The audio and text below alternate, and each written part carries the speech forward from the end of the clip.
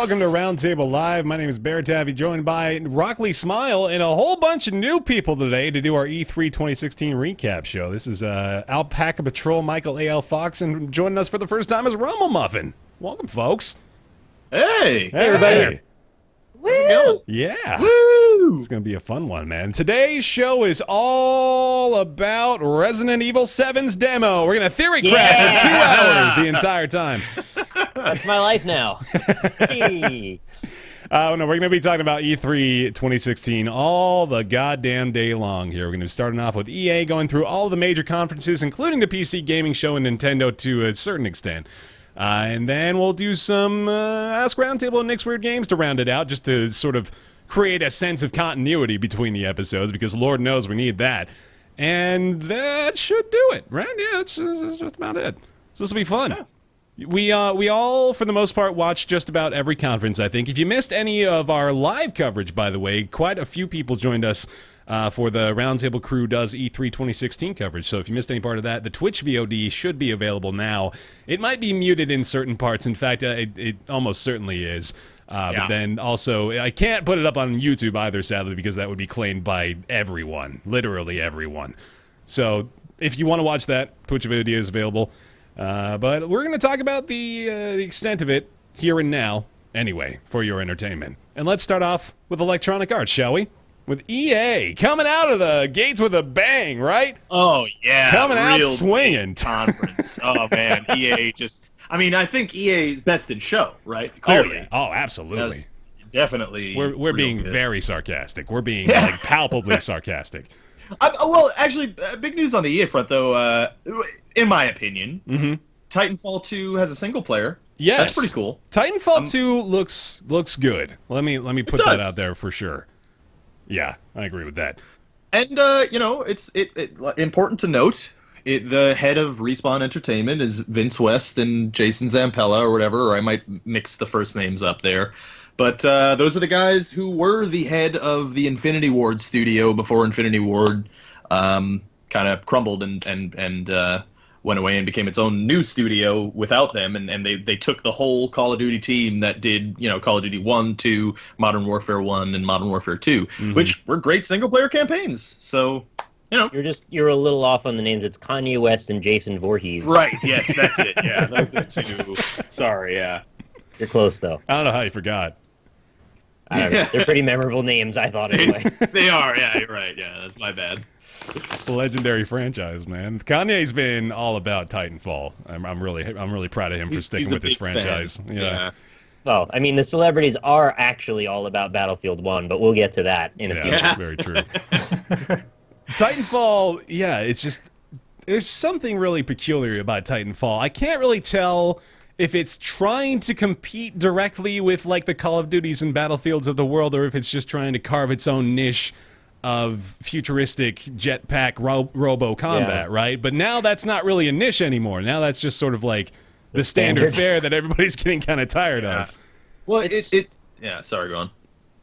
Oh, I was just gonna say it's like fashion trends and stuff. It's a cycle, right? Yeah.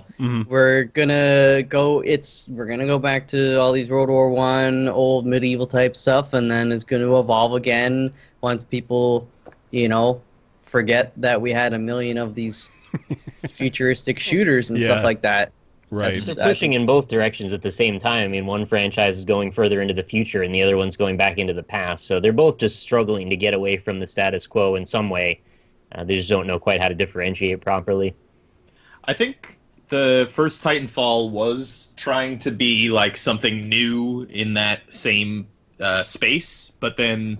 like I said, it was basically those two guys who got screwed over by Activision out of their contracts for Modern Warfare 2, and they left, and then they made Titanfall for like 3 years. Right. And by the time that 3 years rolled around, there were already like 3 Call of Duties out, and that third one was, futuristic in the same way as Titanfall was. So it kind of got a little bit screwed there, I think, in that regard. But then at the same time, the first one just wasn't all that great, I think. Well, the shame with it is it took so long for it to get good. Once they released all the DLCs for it and made them free, then the community was dead by that point, which is a shame, which I should mention in Titanfall 2, they did announce that all the DLC content will be free.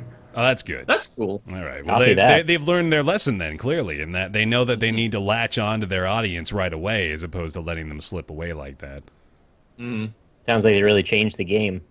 Change the game. That was The question- That was from the EA conference, wasn't it? That was a Battlefield 1 trailer. Yeah, that was great. Where the doves are in the tanks, man. Why are Yeah, get them out of there. They Tanks don't belong out. in there. So many doves They in there. teased a trailer that was like 30 seconds long with a 10-second preview of the same trailer. That's how little EA had to show. Yeah, I man. mean, we're probably not even going to talk about EA for much longer, honestly, because I think we've got like Battlefield 1 and then maybe 2 more things to talk about from their entire conference. But that was pretty indicative of their lineup, was that they had to tease content later on in their E3 show, man. Like, you don't that shouldn't be necessary. We're here already.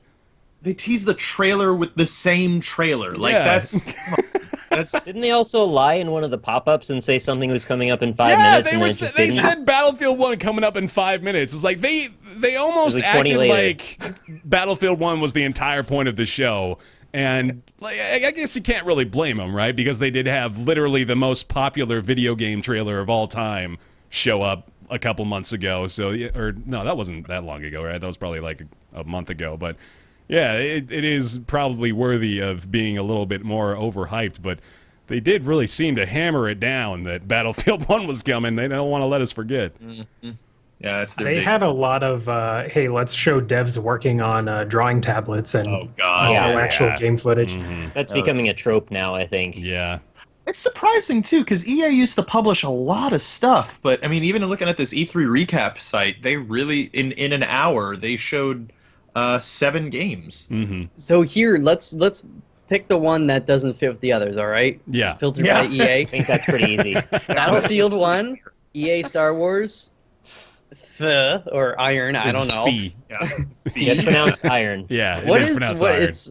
So it's a platformer exploration. I watched the reveal. Oh, you want to talk trailer. I about still Fee? have- Yeah, I want to talk about Fee. It's some bullshit Nick game. Nobody's gonna like it except for me. It looks like you got a little Spyro kind of dude flying around. You're just like traveling around in Purple World is Yeah. all I could really tell. It's very purple all the time, and you walk around.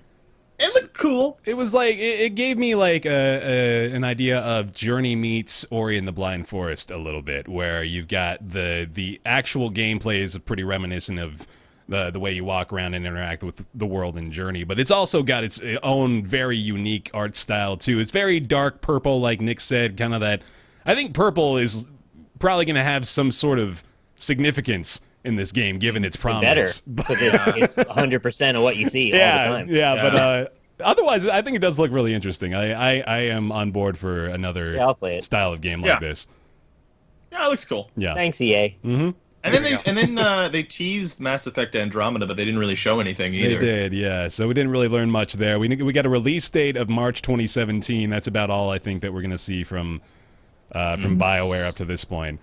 Cinematic of a rocket is going into space. Okay, there's Yeah. a space station. There's nothing. Trust me. You're not gonna They see. did a little bit of land speeding, like driving over to the desert. I remember that. Yeah. Oh yeah, and they showed somebody on the computer working on it, and like some guy being flown across. I have had enough of room. these YouTube pop-ups, man. Me too. Jeez. Yeah. Yeah, Andromeda we haven't learned much about yet, so we're still waiting on more info Honestly- there, and that takes us into Battlefield 1, although I don't really know how much we have left to talk about there either. Well, Yeah. Jamie Foxx likes it. I know that much. Yeah. Sure. Jamie Foxx and Zac Efron. Zac Efron. you know. They're capitalizing on the whole Call of Duty thing too. I mean, Snoop it's- Dogg, Larry Herb. Hmm. Who else was there? There was like a lot of celebrities in that room. Lil Wayne, I think, was there or something like that. That's what they Actually, spend most of the money on, I think, is just Yeah. getting a bunch of people there. Hey, you know what? It worked on me and Nick at least out of this call Oh, did it? because like because we were being cynical about like oh great, yeah, they got some celebrities, who gives a shit, and then someone in chat was like, oh shit, Snoop Dogg's on, and we're like, oh really? If I remember how it went down, somebody was like, "Yo, Snoop Dogg smoking a fat blunt right now on Twitch TV." Oh, hell and we were yeah. like, "All right, I guess we're watching that." Yeah. I wouldn't be surprised by that at all, man. They had fucking John Carnage drinking foot water. I don't know where they draw Oh, the line at this God. point. We Yeah, should can do we- a whole show about that. Can we do an E3 recap of the pre-show? Oh, just the Twitch show? Let's see. Oh, man. That was... Nathan getting spanked in the birthday party and the foot water. Oh, Jesus. They just, I mean, I'm all about, breaking the standards of modern media, but geez, they're just trying everything, it seems like. Let's start keeping French fries in my pocket and cereal in my other pocket and throw it around everywhere. Also, side note, to continue to flame the platform that we were currently streaming on. Sure. You gotta stop calling attention to that, man. Does anyone else hate that they really want to be Adult Swim? Like, the whole show? They did that last... I mean, they weren't even trying to be bashful about it. They were just straight up like, hey, remember how Adult Swim does this? We're going to do it too. All right, anyway, let's not take a giant shit all over Twitch anymore. Let's try to keep the show going. So, I thought Battlefield didn't look that interesting, personally. I mean, the trailer made such a fuss about it. It just ended up looking like another generic kind of World War II shooter, even though I know it's supposed to be World War I. Just another generic FPS, man. Just another generic FPS. I didn't really get much from it. I mean, there's a cool thing about the Zeppelin falling on the city, but that's about as big as it gets. Yeah. Have we gotten over the name yet? No. Oh, yeah. Not really. We had our initial outburst of anger about that back in the reveal days, but yeah, I'm still a little salty about it being called Battlefield 1. Yeah. Well, I guess now we understand why a little bit more. There is some logic to the madness. Yeah, I guess. With it being set in World War I suppose you have to make that loose connection, but... Yeah. It's the same thing Xbox One, right? It's still, when you think about it, like... Their logic was it's the one place where you go to like play games and consume media and stuff. It's like, Xbox Unified or something. They're trying to make that argument that it's a unification of their media. Yeah. Yeah. Well, whatever. Sure. Proof is in the pudding. Maybe it'll be a good game. Maybe it'll not. Yeah. I want some pudding from World War I. I think Battlefield 1 personally, like I played a little bit of Battlefield 4, and I don't think I'm really the Battlefield kind of guy just because there's so much going on in Battlefield games. And simultaneously, like you don't even necessarily have to pay attention to most of what's going on. But it is a little, I think just a little bit too intimidating perhaps to get into. Then like I think the appeal, for the most part, for folks that are looking at Battlefield 1 now, it's like, I don't even know necessarily how many people are buying both Battlefield and Call of Duty games every year to try to, determine which of them is better. I don't think there's anyone doing that. I was gonna ask that actually. Like, do you think there's conversion still like now, where is like Call of Duty and Battlefield still competing? That's like, about what I'm getting at. Where like I know there's obviously always new customers entering the fray to be considerate of, but at this point, I feel like people have decided their allegiances, right? Like, and not to mention the fact that we see it now, just like the extreme polarization of both of these fan bases. The thing that is causing Call of Duty's new trailer to be downvoted to oblivion is not because it's a terrible trailer and the game looks bad, because we saw more of the game at E3 and it actually looks pretty interesting, but it's just a hive mind, man. It's awesome to be a part of 1.5 million thumbs down on a video like that. It feels pretty ridiculous, but yeah, I think now we're sort of just looking at a bunch of folks just sort of arguing for argument's sake, when really both of the games actually look like they're probably going to sell 10 million copies apiece, but they're also going to, please their respective audiences, I think. They cater to different audiences to some degree. I mean, the one is sort of a big team battle area with vehicles, and the other one's really tight, team-based, and super fast. So, like, I feel like that's different enough. They are very different. They're getting. They were, I think, a lot more similar back like 5 or 6 years ago. But now, you're right. They just play so much differently than each other. It's interesting that they're still such direct competitors. Mm-hmm. They're both first-person shooters, big set piece, stuff. So. Yeah. All right. Well. Yeah, let's. Do we want to talk about EA Star Wars a little bit? I don't think we really had much to say there. They didn't show anything significant. Yeah, it's trash. We're gonna be a lot of Star Wars games, a lot of Star Wars movies. Buckle your seatbelts, ladies and gentlemen. And I know we're going to talk about this as soon as we get to Ubisoft, but I do want to say, please stop showing movie stuff at E3. Everyone, never do it. With that. Just 0 times. Please. Especially when you have nothing to say about Yeah, it, too. God damn. At that event. Yeah, what did they even do with the Assassin's Creed movie? It was just them showing some behind the scenes, like, nothing. Yeah, it Yeah, was. and Standing even- around with cameras. Whoever was interviewing was even asking some questions like, "Oh, can you tell us about this?" And he's like, "No, we can't tell you that yet." And he's like, "Oh, okay. Well, can you tell us about this thing?" He's like, "Oh, no, we're not revealing that information." Like, why are you here? What are you doing? Like, do you know what this is? It's just a promotional opportunity for them to shill whatever big properties they've got coming up, and they're filling a void of there not being an Assassin's Creed game with the fact that there's a movie, and they have an active audience that's captive, and there they go. So they're going to fill it. Basically. All right, let's get to Bethesda here.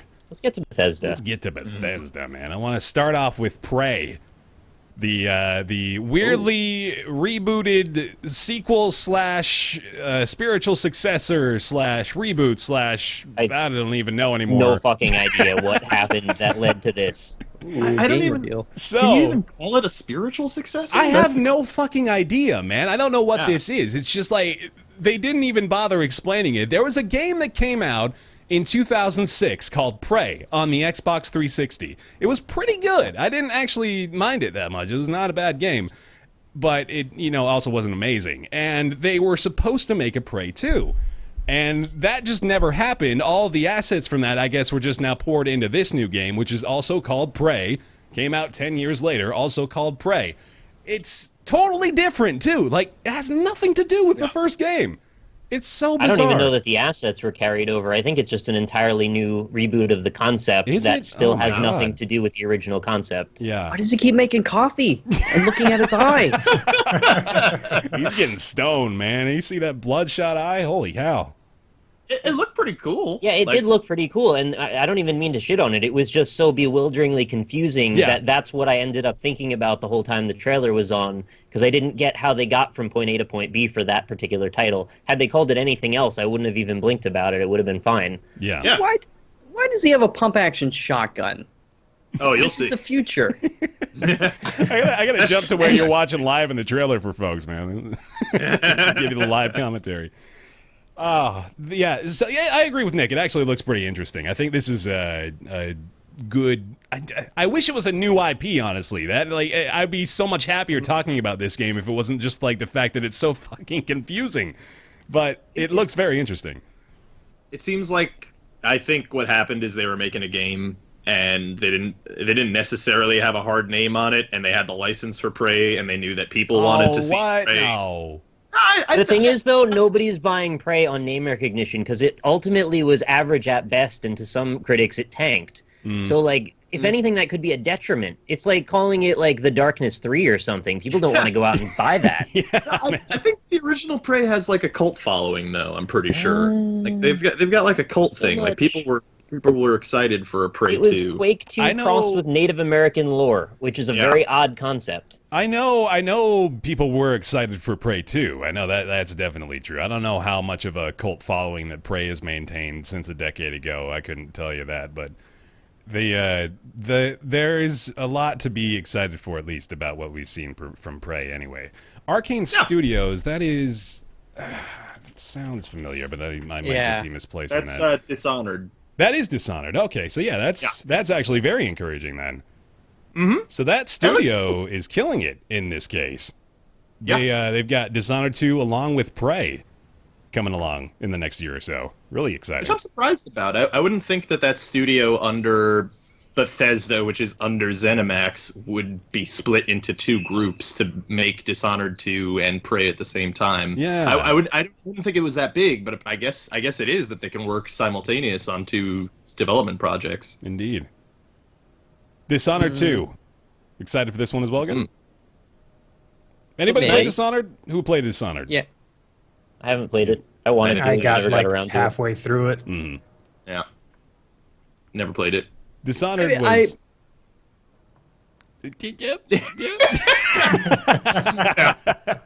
My beef with Dishonored was just like it seemed to put a bit too much focus, as I remember, on magic initially, and then it was just like, but like don't use magic at summons. I don't know. I had this weird thing where there was just like they wanted you to play different ways or something like that, but early on they were like, use magic, but I don't know. Don't listen to me right now. But I had some weird, really weird beef with it, and it just kind of killed my vibe, my flow with the game. I don't know. Do you remember when, like, the point that happened?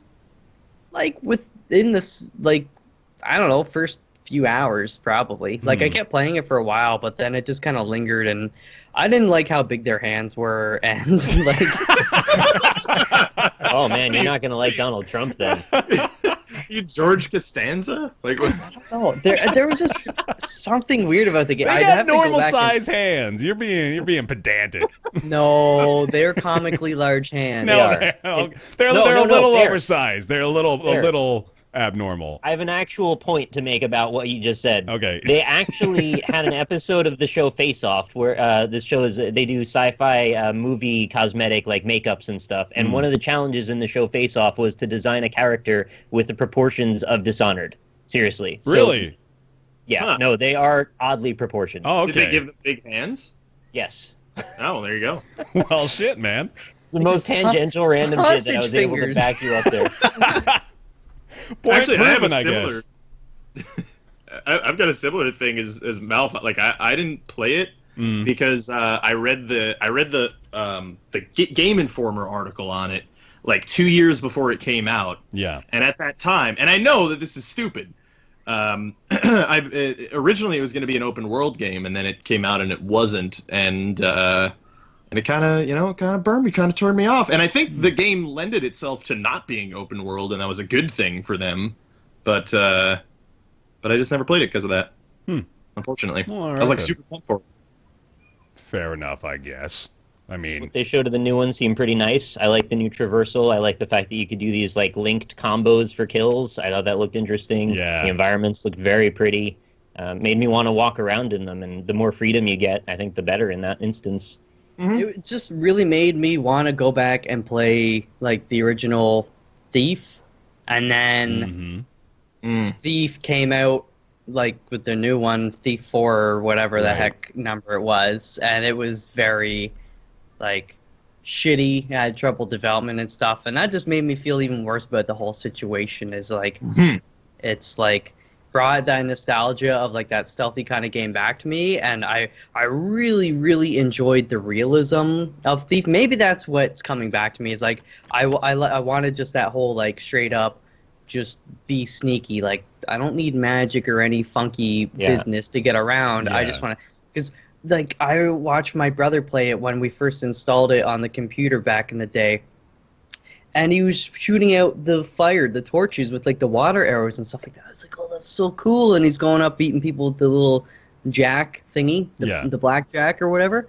And I mean, admittedly, they made a different game. They can make the game how they want, but that's kind of what I wanted to see. And I think when I saw some of the magic stuff, it left a little bit of a bad taste in my mouth. And then Thief made their game, and then it sucked.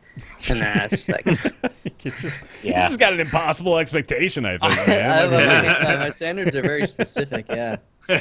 No big Must have hands, blackjack. no magic, no weather effects. I'm looking at the video now, but with Dishonored, I think I can empathize with your point there, Mike. But I look at what they're doing with Dishonored 2. I tend to agree with Nick in that I'm really excited for like the actual chaining together of skills and things like that. The interactivity with the environment.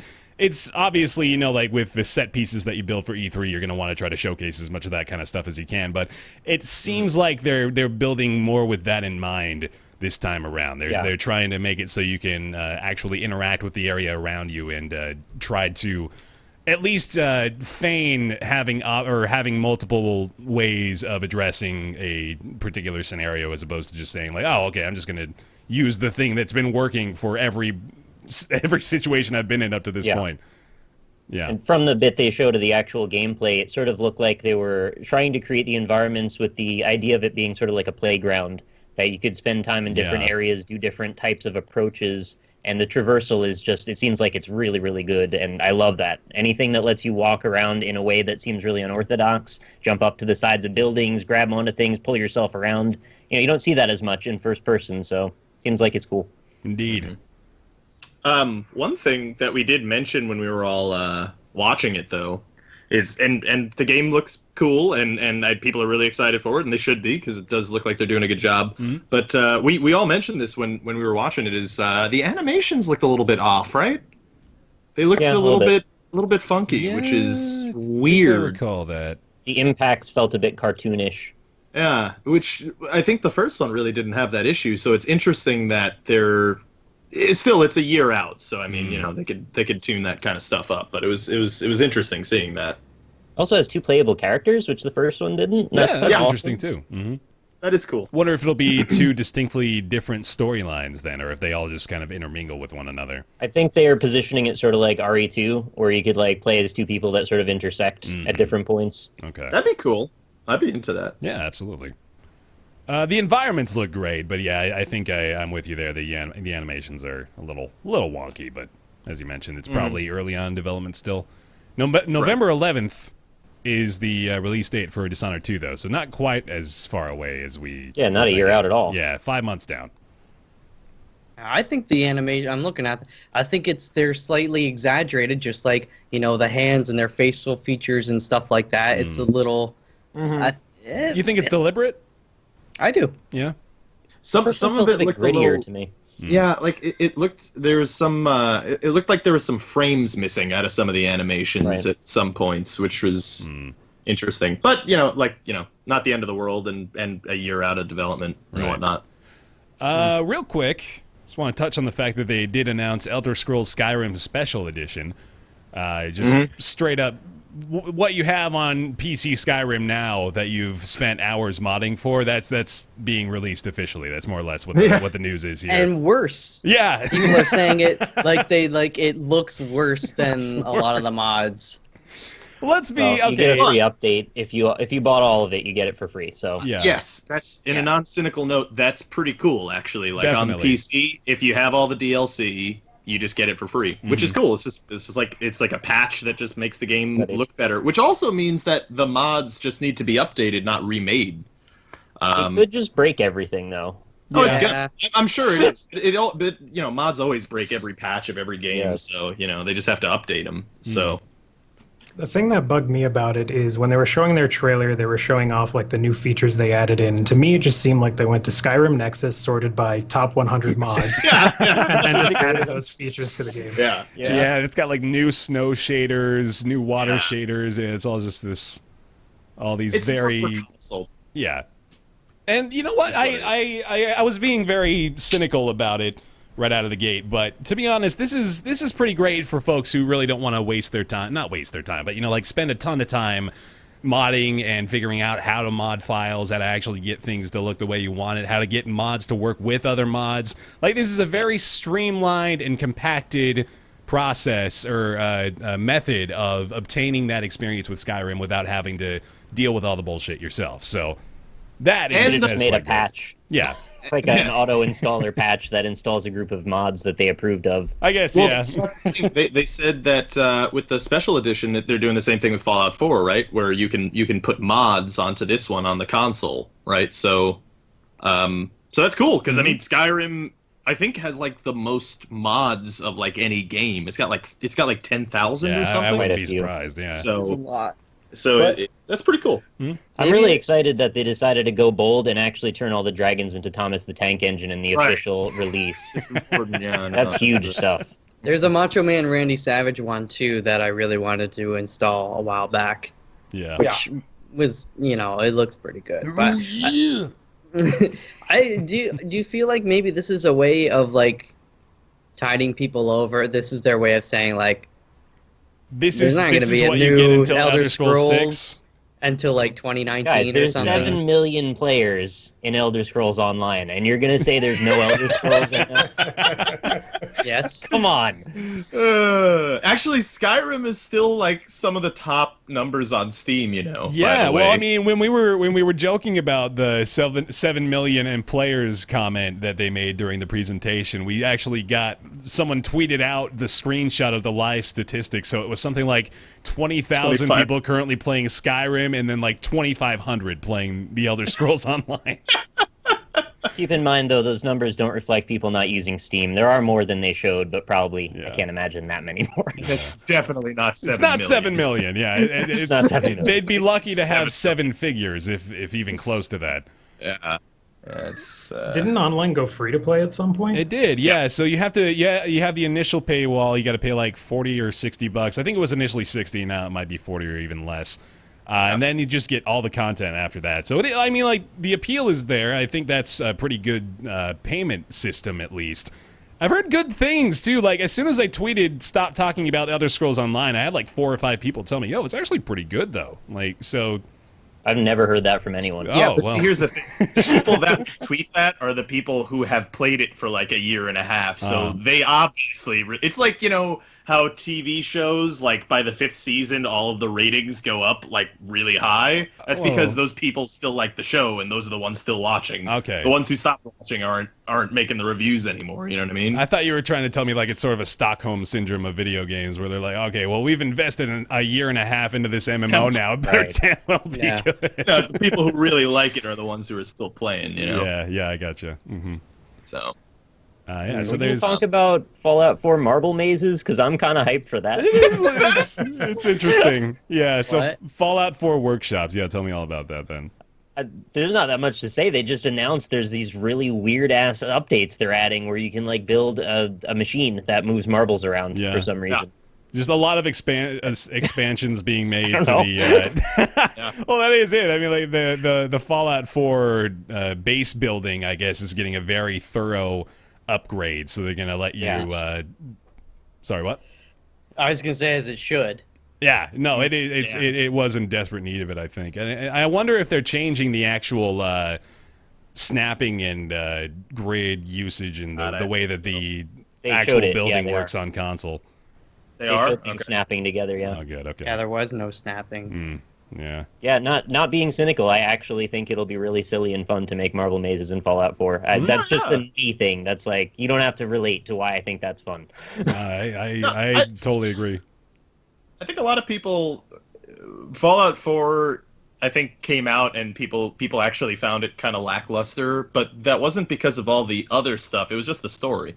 Like if the story and questline and stuff was better, everything else around that stuff was great. Combat was awesome. I mean, having settlements, the crafting was cool. You know, all that stuff was great. Fun. Yeah, exploration was great. I mean, all that stuff was great. It was just that the story wasn't that great. Yeah. Unfortunately. I'll tell you, I was rather frustrated, though, that if you clear out an area that then turns out to be a story dungeon, quote-unquote, all the things respawn in it. I really wish they recognized that you did that already. Yeah.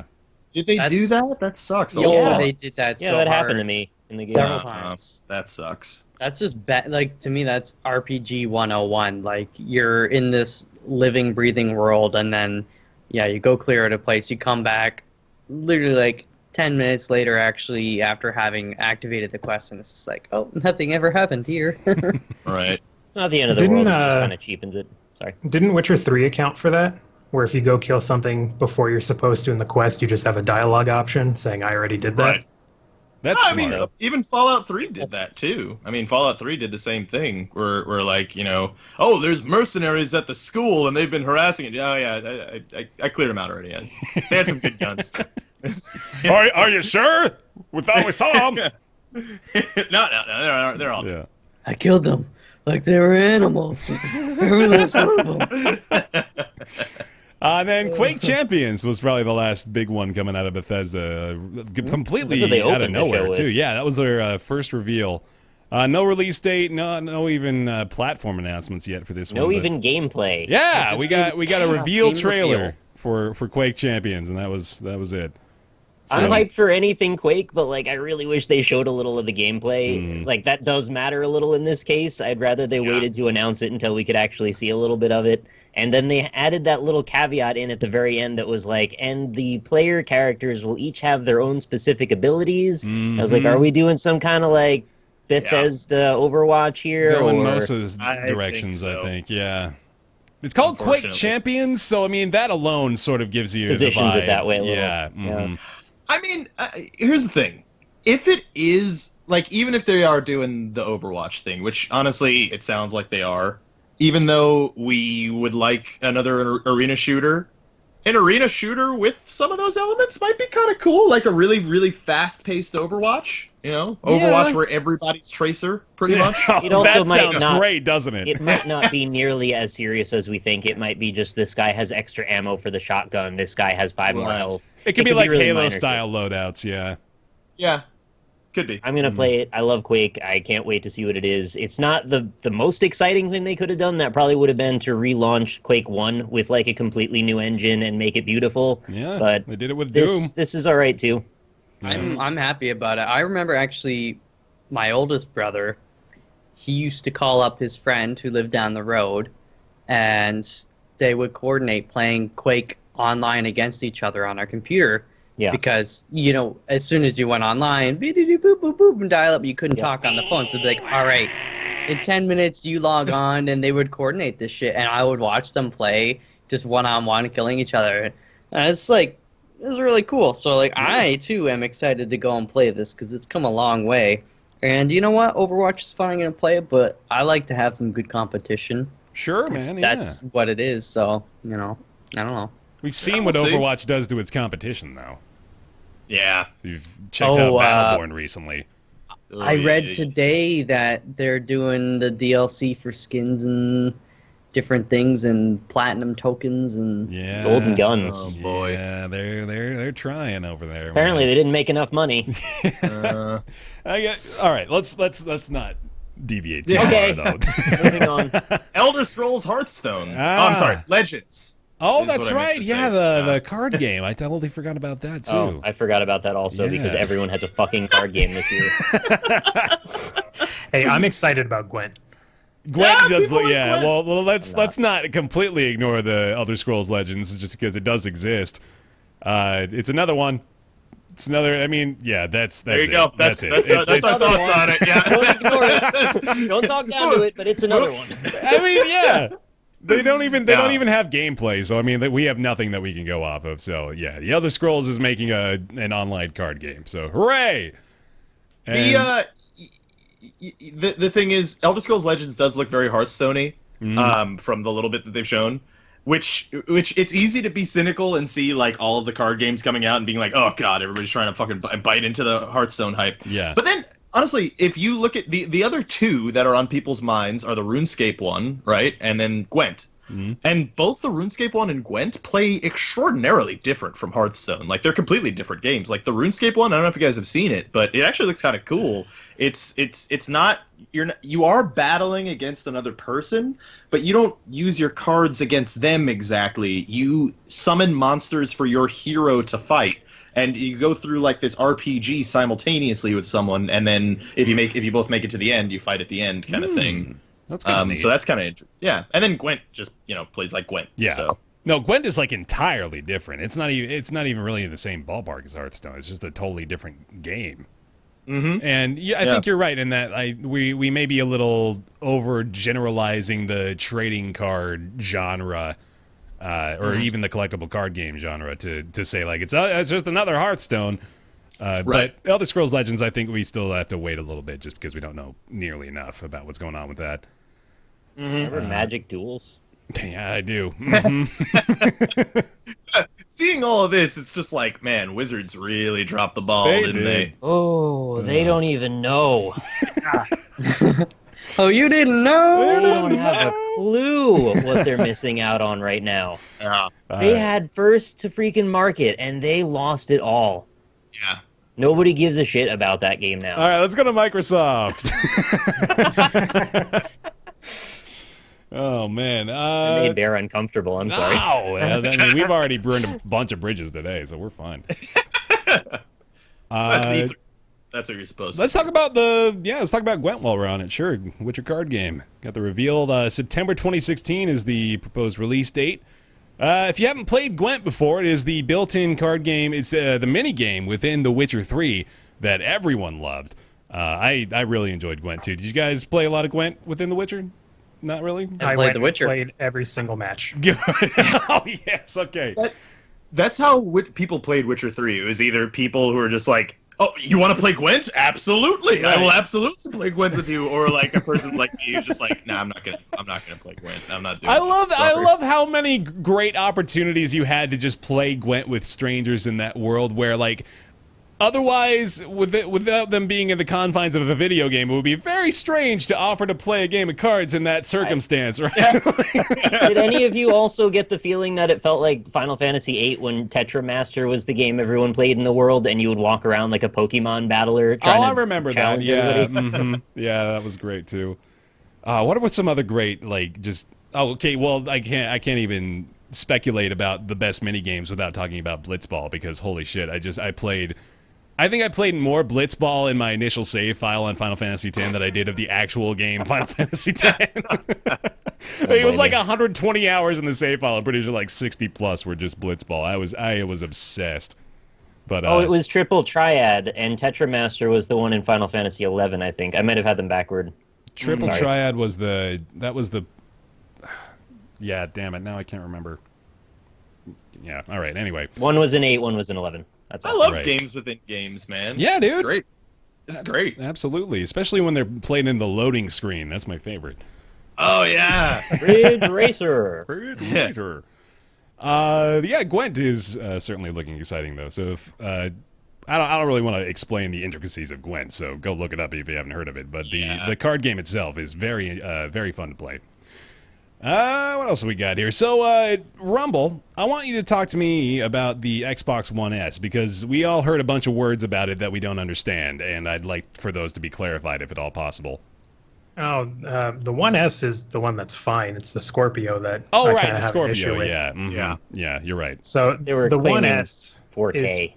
Yeah, well, thing. we'll get to that. The One S is kind of, if you already own an Xbox, then there's no real benefit into getting the One S. It's meant to be that kind of item for people entering into Xbox. Even aside from it being a gaming device, it does have upscaling to 4K, so you can play 1080p games in 4K, and it also plays 4K content on Netflix. So as an all-around media device at $300, it's perfectly fine if you don't already own one, but it's not worth the money to go out and buy another one if you already own an Xbox One. Right. It looks so much nicer. The form It factor does, is just like a God. million Yeah. times better than the one. You really wish they Yep. would have just done this first. I agree. Yep. For Project Scorpio, that's the confusing one. So they're doing this weird gen and a half type deal now, and I think that might just be the way we go because we've moved on to pretty much uniform architecture aside from Nintendo. So now when they develop, they can develop for PS4, Xbox One at the same time and then be able to bring it over to PC just as easily. And the interesting thing about Scorpio is that they are touting that 4K optimized, and in a Giant Bomb interview with Phil Spencer, he was talking about how they specifically built around 4K and that's what they wanted to aim for. I think the biggest problem is where does it leave everyone else? Yeah. When you look at it from a standpoint as the Xbox One and the Scorpio as two separate computers, you have the one with the lower specs. Even if you're playing the same game on both, you have that extra horsepower. It's definitely going to look better. So I think we're going to end up seeing, over time, developers are going to start wondering, well, why am I developing for the Xbox One when Scorpio has so much more Right. glam that I can punch into it? It's like the Wii and the PS3 at the same time. I feel like this is gonna confuse, or not confuse, exacerbate. It's like, a lot of people. I mean, we've dealt with it now, right? You have games are made for consoles, and then they have to spend time like porting it over to PC or doing their separate versions and stuff, and optimizing it for like different grades of PC and stuff. Now they're just adding an extra console, so the developer has to think, okay, I got to make it for the Xbox One and the Xbox One S and like this, and make sure it works. Like I was reading something about the Scorpio, and what's his face is talking about, Halo, for instance, and saying, yeah, you can play it on this, but there will be certain cutscenes in certain scenarios where it's going to lower the resolution so you maintain the frame rate. But if you play it on the Scorpio, it'll just be like smooth sailing the whole time kind of thing, which is just like, Yeah, a few games use that feature is called dynamic resolution, and in order to try and keep a constant frame rate, it'll lower the resolution of the game in order to keep up that frame rate. So games like that will benefit from having that extra horsepower. The thing that bugs me is that 6 teraflops number. They just go out and tout teraflops anytime they talk about hardware. They and said it like 12 times, man. Yeah. Yeah, so for everyone watching, teraflops, they do have some use to sort of guess where performance will end up being, but it ends up being more of a marketing term more than anything. Comparatively, if I bring up my data sheet here, Xbox One is 1.31 teraflops, and Project Scorpio is 6. Fuck. So 4.5 times improvement there. Yeah. So saying that you won't see any difference playing between the two, I think is a odd statement. I think a lot of it is covering up for the fact that they did announce the 1S and they don't want to completely kill their market for it. Is that just a lie? Do you think, or is that we'll like have feasible? to see. Yeah. I think somewhere down the line, after Scorpio comes out, maybe 2 years after that, we're going to start seeing more games that will run much better on the Scorpio compared to the original Xbox One. So I'm worried how that market segregation is going to end up happening. Yeah, that is really interesting. Can I want to play devil's advocate here. Now, I find these lofty claims from Xbox on Scorpio to be, I don't know if it's feasible for them to do these things that they say they're going to do within a reasonable budget, right? So, but let's play devil's advocate. What if they can do all these things? And what if they can run 4K games at 60 frames per second and, everything looks great and it's awesome and all this cool stuff, right? Mm-hmm, mm-hmm. Now, what if they can do that and then, PS4 doesn't compete in the same way? What if their console, whatever their middle-of-the-line thing is, doesn't do the same thing as the Scorpio? Would you still get 4K 60 FPS games? Because we can look at PC games that are ported over from console games, and they look bad on the PC, right? Because they don't utilize all of the power a PC could utilize, right? So realistically, if they make this crazy awesome console, isn't there a possibility too that a lot of the features would be just unused if the they would have to play within the limitations of the other competing console, right? For the most part. Not necessarily. A lot of it comes down to stuff like anti-aliasing, shadow quality, and it'll end up being a lot of extra features. When you move up to 4K resolution, there are some other things that you can skimp on. AA doesn't need to be as high just because of the sheer pixel density that you end up having. So within end of 2017 was the date they said? Yeah. Holiday? Mm-hmm. Yeah, so right now they're saying 6 teraflops. During the PC gaming show, they were talking about the current series of AMD Radeon cards, and both console manufacturers do have a contract with AMD to provide the hardware side of things. So, I didn't know that. Okay. Yeah, the RX 480, which is the highest card that they've announced so far, there might be an RX 490. There are kind of rumors floating about. That card comes in at a bit over 5 teraflops, and that is a $200 video card. Mm-hmm. That's not bad at all. No, look, wait, it was amazing that they announced it at that price point, and that's supposed to be an entry-level VR card. Yeah, wow. So, considering the contracts that they have and them buying wholesale in order to install it into systems, I'm thinking even if they can bring the price down, it's still probably going to end up being a $600 console. That's the price point that I just keep leading towards constantly. That's terrifying. So, we all know how well $600 consoles sell, right? Yeah. It would, maybe I don't know if they would subsidize it at all. I mean, usually consoles are, right? I guess, but... And Chad is asking, where does the 1080 fall into that? The 1080 is 8.9 teraflops. That is a $600 MSRP card. The 1070, which is a $379 MSRP, is 6.5. The 1070, you know where the 980 Ti lands? 980 Ti is around 1070 performance. Oh, okay.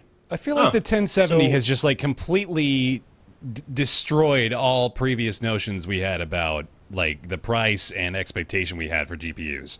The smaller chipset. It's because they put like $1 billion into R&D, and they've got this whole new. It's all about the architecture and efficiency and stuff like that, right? It just makes a huge difference. The cards are even more power efficient, for crying out loud. It's awesome. It's really it's good. Great. And it's kind of cool that AMD was able to even kind of come in the same realm and for cheaper. Yeah. I mean, way cheaper. It's Well, just, so I have a 980 right now, and it's apparently more powerful than a Scorpio is supposed to be in a year, and I can't run 4K at more than maybe 24 frames per second at best on anything. So how does that exactly work? Is it just all optimization, or is this just a claim that they can't substantiate? That's the benefit that consoles have significantly over PC. With PC, the hardware is constantly changing, and something new comes out, then drivers don't work. On a console, you're locked into those specs. So devs know what to expect out of it. The PS3, people had a hard time because of that nonsense cell processor with like 5 cores. So now that we're on, I don't even remember at this point. But it is a 980 Ti, by the way. I just didn't say the Ti. Yeah. Well, even the 1070, I don't know who I was talking to. Maybe it was you, Rumble. I don't know, but no, it was Banal, and he was saying that it's not even going to be able to do like 4K in, certain frames per second kind of thing like that. So it's good. It's really good bang for your buck, but if you're going for 4K, it's still frame-wise not going to be that great. So we probably already have touched on a few facets of this, but I just am trying to even break this down further for those of us who don't understand most of what this is. With 4K, so the obvious thing there is the resolution is much, much higher, but are there other factors that I'm maybe not considering right out of the gate here that are causing such a struggle for people to meet this expectation? 4K is a luxury item at the moment. Yeah. So the biggest benefit, and I run 3 4K monitors here on my setup. You're just showing off, right? Yeah.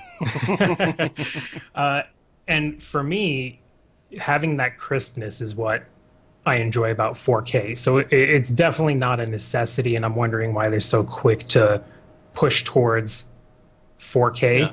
Especially when the console is going to end up being such a high price point. And I'm curious if they're even going to hit that by 2017. It's more than just video games, though, right? You've got all these 4K televisions coming out. You've got Netflix, with their 4K original content. Like anything new like from the past few months and forward is being shot in 4K. The Netflix stuff. You've got Sony coming out with their 4K Blu-ray players and stuff like that. It's just, I think they don't want to get kind of left behind with this big shift. Like everybody's like, all right, it's time to go out buy like all new electronic, get a 4K TV. I'll get my 4K Xbox. I guess it's almost to that point then, right? They're just trying to preemptively jump onto this new wave before it actually takes effect.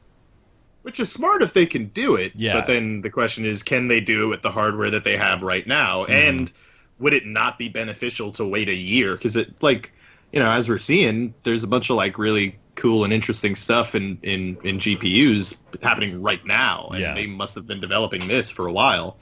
It's sort of the Nintendo problem that Nintendo has all the time, where their consoles they're early on every generation by like a year, and then they get shot out of the water on processing power from Xbox and PS3 or Xbox and PlayStation. Right. And then you also have to wonder, right? How is this console going to work? So this is like a 0.5 generation, but what if it's actually how is this generation going to work? Is this a 0.33 generation? Is there going to be Project Scorpio 2 before we have an Xbox 2? Yeah. Or are we going to have, or is this the last console generation? Yeah. We talked about this on a show recently about how, especially with Microsoft, it seems like Phil Spencer and the crew, they really want to try to push this idea of annual product cycles or annual hardware cycles for consoles. And this is leading me to believe that they are pushing even further toward that agenda, just because you're right. It's potentially, we're seeing here like an introduction to, okay, we're going to see Project Scorpio coming around next year, and then 2018 we may have like the Xbox One S.5, and then 2 years later we've got Project Scorpio 2.0. Like it's entirely possible, I think, now, which sort of sucks. Well, yeah, see, that's the thing, is that you have to wonder if they are thinking that. Yeah. They have to know, like, you think, I mean, I doubt they've even hit profit on Xbox One by now. Maybe they have. I think they're probably there, but they're not doing great yet. Right. So they're going to take a huge loss on Scorpio, right? Especially if it's going to have the kind of specs that it says it's going to have. They're going to take losses on it. Yeah. So it can't possibly be financially sound to do that over and over again, because they would just be losing money. So you have to wonder, are they going to move into something that is more PC-like? Because, I mean, on the software side, things have been moving in the PC direction and consoles for the past 2 generations, right? Yeah. They have all these apps that aren't just games on it, you know, a web browser, all this stuff that's more PC-like. So maybe translate that to the hardware. Maybe you have a moddable console now. Maybe you can buy a new, say, a slot-in GPU that you can put into your Xbox, or a slot-in RAM or something. Rob, one of their initiatives is Xbox Play Anywhere, so they're blurring the lines even more than you can imagine. I think it's just like eventually they're just gonna make everyone, it's gonna be like the frog in the boiling water, right? Where all these console gamers, they don't realize until it's too late that they're all just playing on PCs at some point. Right, yeah. Well, have you guys seen Google's been working on that project, whatever, for, it's like a modular phone, right? So you kind of make it how you want. Oh, I want a better camera. I want, it's like it's got this kind of framework, and then you just slide in the different components and stuff. Oh, okay. I mean, it's kind of, and yeah, I was just gonna say before Rob brought it up, but I think that's the way the trend has been going for years. You know, PCs and consoles are gonna converge at a certain point. Just because, I don't know, I remember Xbox 360 came, like Xbox 360, they had pretty long lifespans, but the lifespans are getting shorter and shorter. Like, how long was the PlayStation 2 around for? That was a long time. Yeah, the PlayStation 2, years, like, the PS2 went well into the life cycles of the next generation, too. Very far in. I mean, at least 5 years in. Yeah. And that was the last generation was really long. Actually, one of the longest in recent memory of like 10 years. So, yeah. I don't think you can really do that anymore. Like, the expectations and the technology is just moving at an accelerating rate, where you're going to have to do modular, consoles or something like that, because people aren't going to go out and buy, a whole new system every freaking year, right? I mean, if you told me I had to go out and build a whole new PC, I mean, maybe they will. We buy phones every year, man. Think about it. And They'll change the way you pay for them. You don't, but people do. Yeah. Like, Right. that audience is there. You'll get a contract and start paying monthly to GameStop. Dude, that's don't could give them be. ideas. Like, That could be. Yeah. But hey, honestly, a modular console would not be that difficult from a hardware perspective, right? All you got to do is make it not scary, right? Because like as PC people, we've all put in new GPUs and RAM and stuff, and honestly, that's scary to most people. You have all this exposed Scary to circuitry. me. And That's why I have RumbleMuffin there for me.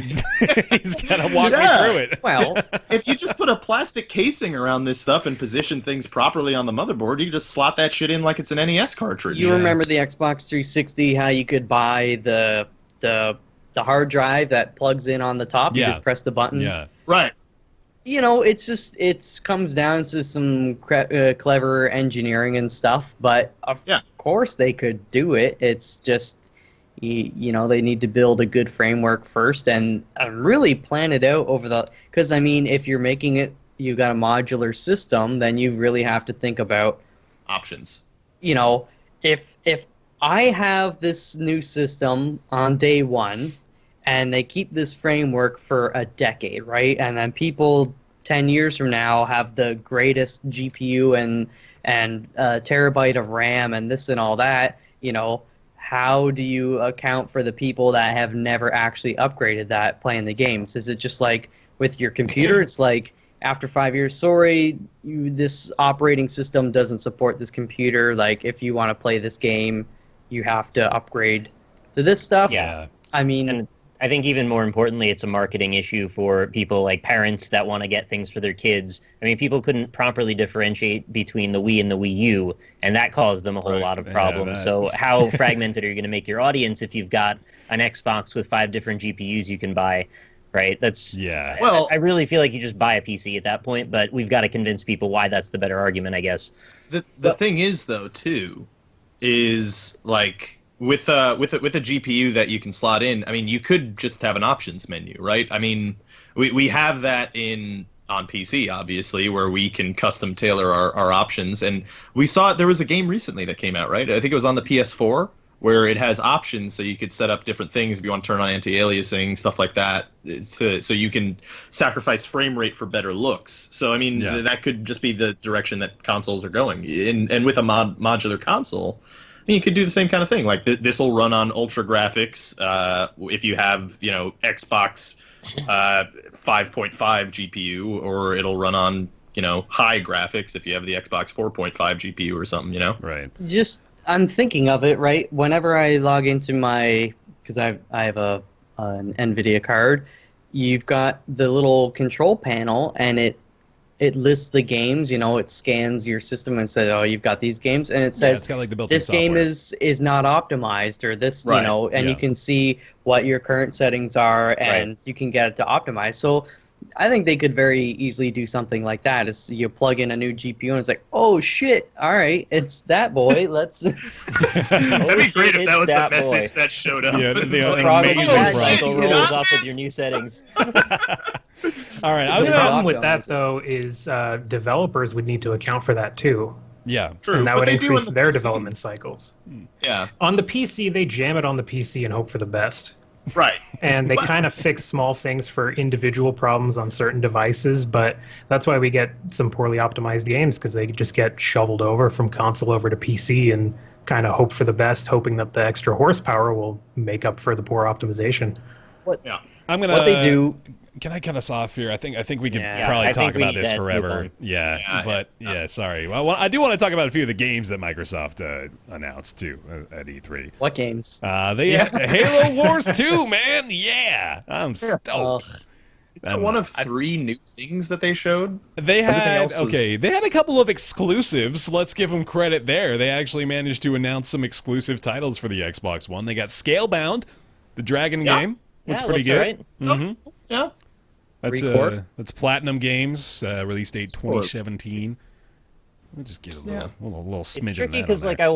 I wanna go in on it and say like, look, this could be a thing that makes me get it, Mm-hmm. but I'm just not gonna buy an Xbox One, and I'm gonna be really hard pressed to buy or to upgrade to Windows 10 until I know for sure that it's not gonna break all my recording stuff.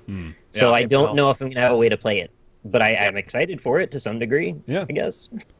There's been like, I wonder if we've gotten the Dragon game that makes people happy. Have we? No. No, not yet.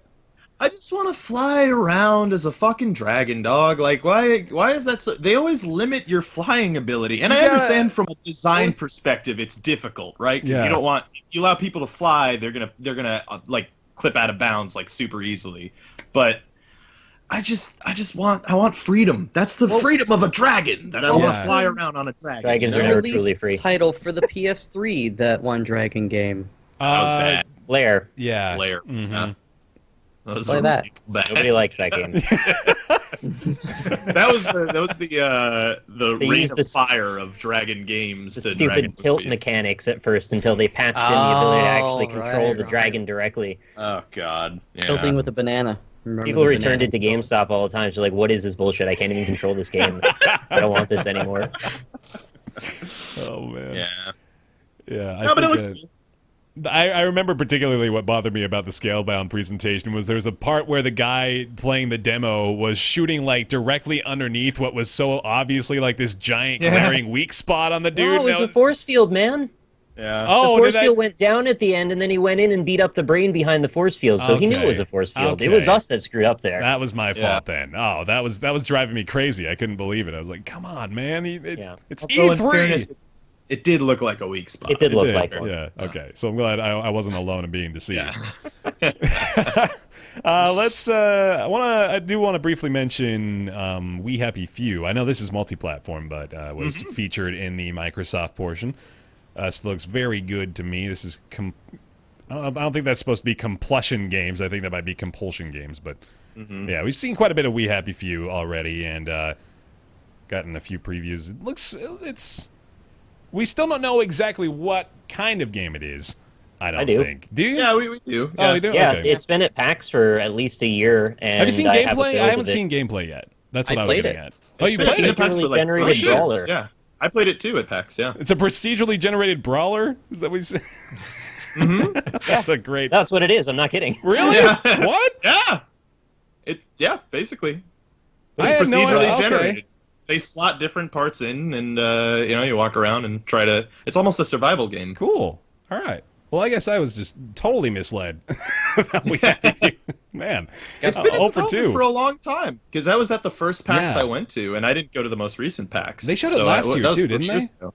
Yeah. Yeah, okay. Friggin' I mean, at the first PAX, it was very bare bones. Like, they had buildings clipping into other buildings and stuff. But I mean, aesthetically looks great. Yeah. I mean, the art direction is awesome.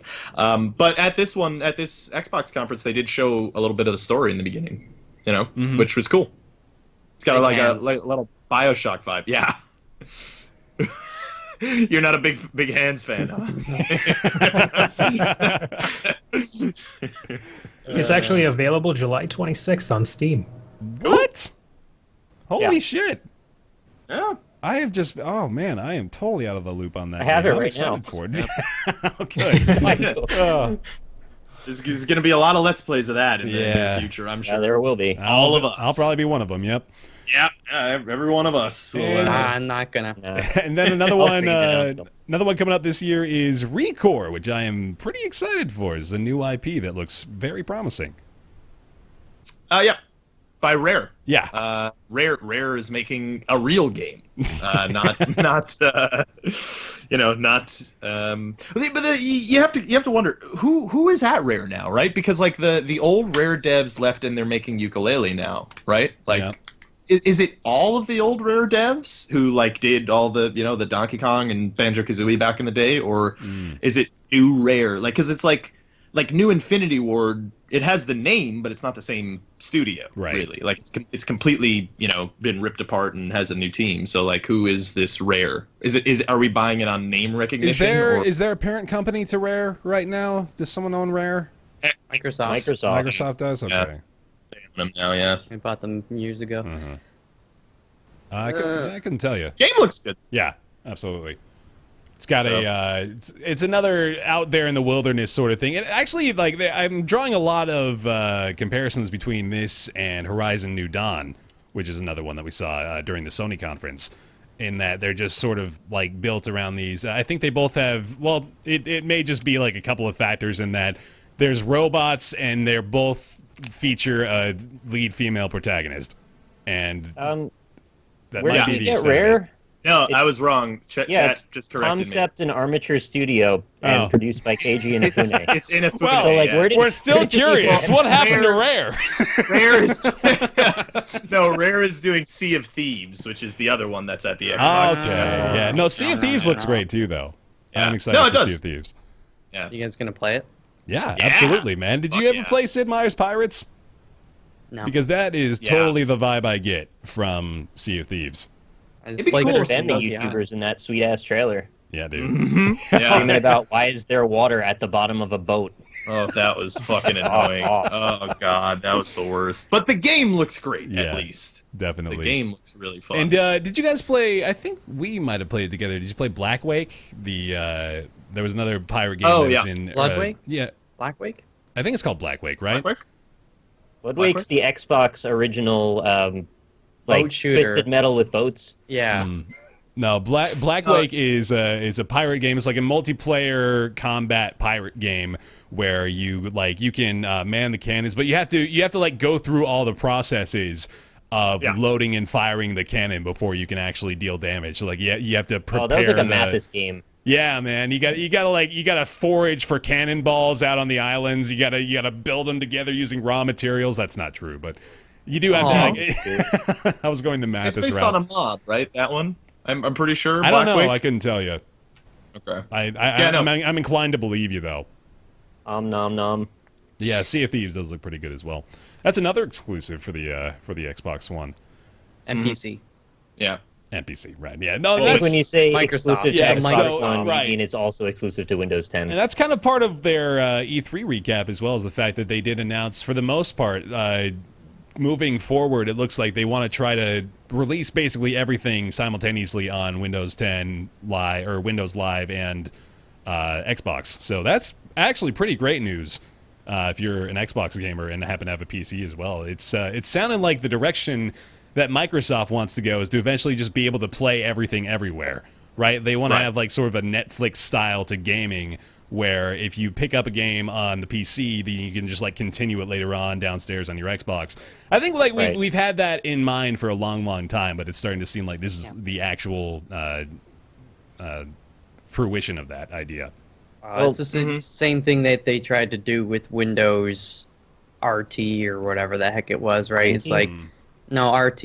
It was like You heard just him right. before Windows 10. It's like the same version on tablet, on your I think I missed phone, that. on your touchscreen computer, and all this stuff. There is some backlash to it, but basically they wanted to have the same thing on all, I guess, honest intentions, but it just didn't quite pan out. But it's But we talked once before about some of the problems with the Windows new architecture for their universal app situation. Yeah. And that's still a thing that's in play. RumbleMuffin, you know what I'm talking about, right? The what was it? Unified something. Yeah. Something. But it was like a problem because it forced you to like turn on VSync, and it forced a certain resolution, and you couldn't Alt-Tab, and you couldn't mod anything. There was like a whole list of constraints and problems that it was going to pose for people. And as much as I love the fact that we're getting this unified architecture between Xbox and Universal Windows platform, I think. There it is. Yeah. UWP. well, they're bringing in a few months keyboard support to Windows or Xbox One and shit too. So It really is a PC. I'm just worried that like they're not going to ever address those issues, and they're really just gimping their games on PC. Phil Spencer was on the Giant Bomb interviews afterwards, and he was talking about how they did kind of realize their mistakes and they are working to make it better. And he even did say that they're even going to think about releasing some games on Steam as well. So Really? it won't be completely limited. Yeah. They said they have no real reason to compete with Valve when they're so huge on there. They said there's going to be some areas where they will compete and other places where they're going to work together, but it's not out of the realm of possibility. Okay. Cool. I hope so. I mean, I even if it's a window, like, there's like two steps to me wanting to play Sea of Thieves on PC. And one of them is I have to get Windows 10. And then the second thing is if I'm already being forced to get Windows 10 to play it, do I have to play it out of their stupid Xbox store? Because I don't want to do that either. You know, like you're putting a lot of gateways for me to give you money. That I want to give you money, but you're putting two extra steps there. The Windows 10 gateway in particular, I think it's easy to dismiss that just because it's a free upgrade. Just install Windows 10 and just do it, so you're done. But it's really I think Windows 10 is still it's an impedance for a lot of people. I know me in particular, Nick noted this, but I can't upgrade yet because I tried and it turns out it fucks up everything that I use my computers for, so I can't do it. Oh, really? Yeah. it's like some dude in a back alley being like, "Hey, you want 2 metal arms?" And you're like, "Fuck yeah!" And then he does it, and you wake up from the surgery, and he took your legs. It's like, "Oh, you got some great arms." Well, you got no legs. Cool way to think about that. Yeah. You don't want metal arms, man. How would you jack out? Or how? Oh, I can't even say the Jack word. out! How would you jack out? How you think you're gonna jack out there, Sonny A boy? synthetic Well. skin over them or something. I don't know, like The Terminator. guy from Mortal Kombat is named Jax, and he has metal arms, so he clearly figured something out. Yeah, I don't think he has genitals though. To be honest, based on his lore, I'm pretty sure Big they removed metal those. dick. Oh, that'd be pretty good. Probably has a vibration function on his I fingers. bet. That'll be pretty You handy. know, yeah. Now Yeah. Jack's starting to sound like a really good romantic partner. Jack, yeah. Jack, another one too that was in the Xbox thing was State of Decay 2. We're really Okay. struggling.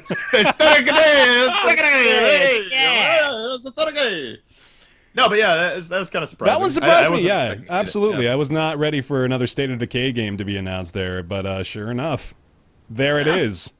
It just looked better, or what's the deal? Yeah. Like I played like 10 minutes of the first one. It was all right.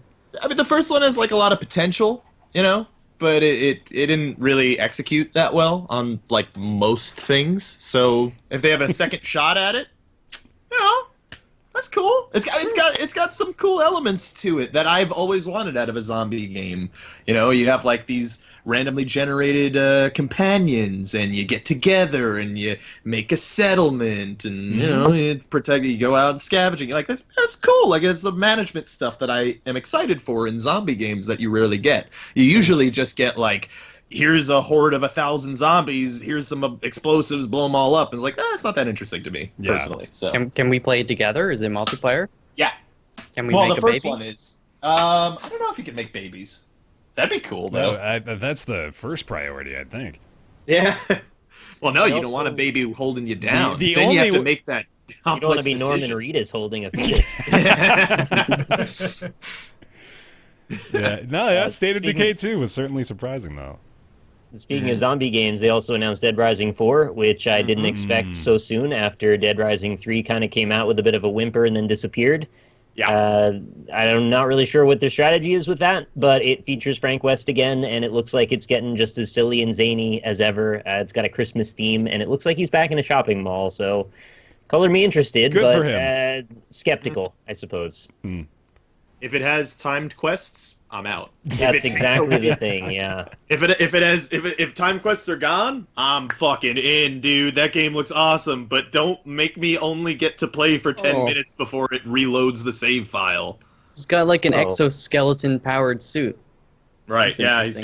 got that. Yeah. They've made strides since the original, and it's gotten now in Dead Rising 3 that it doesn't feel as constraining, but yeah, I would love to just not have the constraints at all. Just completely get rid of them.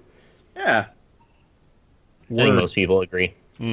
What's with the fascination of games like using a phone in a game? It's Yeah. like real life. We always have our phone up. Right? I It's got to just be like, honest with you, man. Their representation of the Twitter app on their phone was by far the most accurate I've ever seen in a video game, so you got to give them props there. I mean, it I've looks seen Madden's Twitter feed where you get to see Skip Bayless say the same thing, but they slot in different names. Dude, my favorite part of NBA 2K14 is always the social media feed because they give you the most ridiculous bullshit. Like the players, like I'll be going up against the Miami Heat, right? And LeBron James will tweet at me and be like, "Yo, there's no way you're gonna score 30 points while getting a triple-double and holding this baby at half court while I'm on the floor. No, sir." They set like these ridiculous expectations, and then when you don't get a triple-double with 40 points, they're like, "Ha! He only got 38 points and 9 boards and 8 assists. What a scrub, loser, loser." I like a type of hamburger. It's all basketball. Anyway, I've played too much NBA 2K14. I think that's very evident. I played a lot last weekend of 2K16, Oh, and hell you know yeah. what? The story mode sucks. It does, doesn't it? I think it's garbage as hell. It's one of the worst things I've seen in a video game in a long They time. call it a Spike Lee joint, and it's just, God. it's so. There's nothing redeemable about it, man. The worst thing is like guys pumped for the FIFA story mode, right? Huh? Yeah, I don't know. Yeah, so what do you think about the custom controller manufacturing process that they've added now? Oh yeah, the Design Lab stuff. Design right? your own controller and order it with your gamer tag and different colored buttons and controller. they could have And it announced finally has it. Bluetooth. Yeah. That's true. Yeah. You don't need to buy the little dongle to use it on your PC. But I don't know. They could have announced it a few months ago before I started spray painting my controller Yeah. and buying clear coat and sanding it. I think it's a cool idea. They said it's like a turnaround time of no more than 2 weeks from order to being at your doorstep. So, I mean, I'm all for customization. It seems Like fun. Converse, you you should do matching. You go at the same time, go to the Converse website, get your shoes, and then match it with the controller, so you can feel like super coordinated.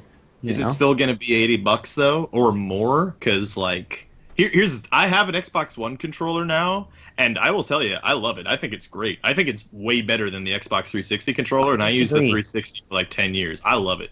Just the D-pad is just so fucking nice. It's off somehow. The spacing of things feels just a little off. I'm still in love with the wired 360 controller. I don't know if it's ever going to change, but now that I have experience, I can say I still like the 360 better. Anyway, go ahead.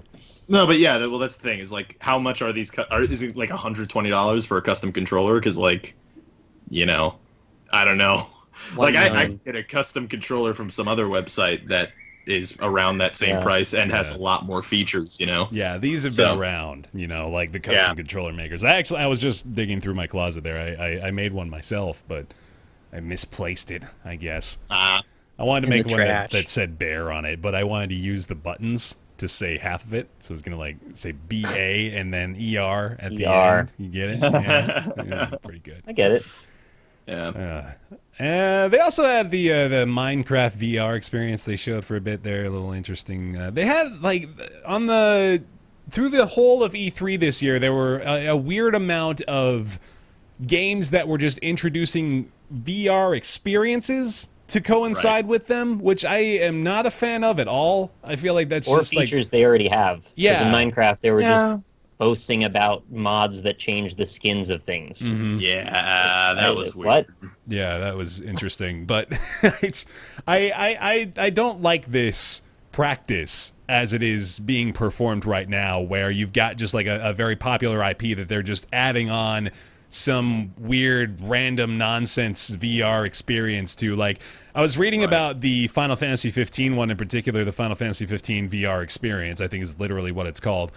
And it was just so underwhelming. Like, it's just so very clearly and deliberately designed to say, hey, we acknowledge VR exists, and while we wish it had some sort of significant impact in our game, it doesn't, but here's something else you can do instead.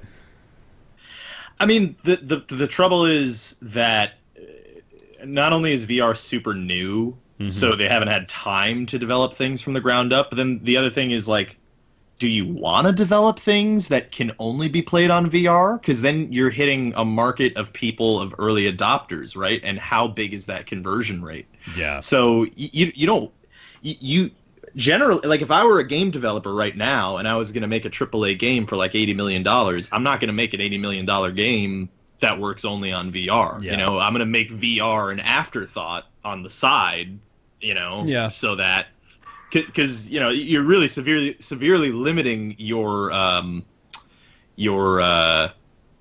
user base. Yeah. But somebody's got to make that first step and do the big budget VR game that makes everyone go, oh shit, we all have to buy this now, so that way everyone else can capitalize on the market having existed. It'll probably be Sony, honestly, since they have their own proprietary. They're like the only ones with their own proprietary VR at this point, right? Because I mean, they showed Minecraft with VR, right? Even though the year before they showed Minecraft with their AR thing, and they didn't even talk about that this year. They showed HoloLens Minecraft last year, Yeah. Mm-hmm. And they didn't show HoloLens at all this year. So I mean, what happened to that? Is that just by the wayside kind of thing? That's still being Xbox worked on. has a deal with Oculus. The Scorpio will be getting Oculus support. Okay. All right. But they are still working on HoloLens as well. Just, I guess, not really. That's a completely separate type of deal where it's self-contained. Emily in chat brings up a good point. She said, Spider-Man, VR Spider-Man would be so barfy. Yeah, that's true. Are there, like, I mean, this is a consideration, with certain games and media, right? Like flashing lights and like people that are susceptible to seizures and stuff. And like VR, even plain Jane is kind of like, can be a little dizzying. So are there going to be certain games where they're just like, no, like, we don't want people up trucking everywhere, so we're just going to make this non-VR? Or is it like, I The don't falling know. sensation is the thing that triggers the most people, and I'm somebody that's really, I have like no problem with looking at flashing lights or messing with my head and doing weird shit, but like even I had a little bit of a moment of that when I was falling in one game that I was playing, Mine Path to Thalmus. So I think it is actually a real consideration they have to take seriously, because if they make everybody throw up, nobody's going to have a good time. The other thing too is that you have to consider, and I mentioned this in other places, not here on your podcast, but the other consideration is like, what is VR exactly, right? Like, is it broad the same statement? Jesus. Well, I mean, What is art, really? I'm Is this real gonna, life? I'm gonna laser point it here, but I mean, like, is it like a video game? Is it the same thing as a video game? Because the thing is, certain genres and certain mechanics that we have known to just be tropes in the video game industry today just wouldn't work in VR. They just wouldn't work. Like, say, like third person, you know, like No, third it person works. as we know it right now,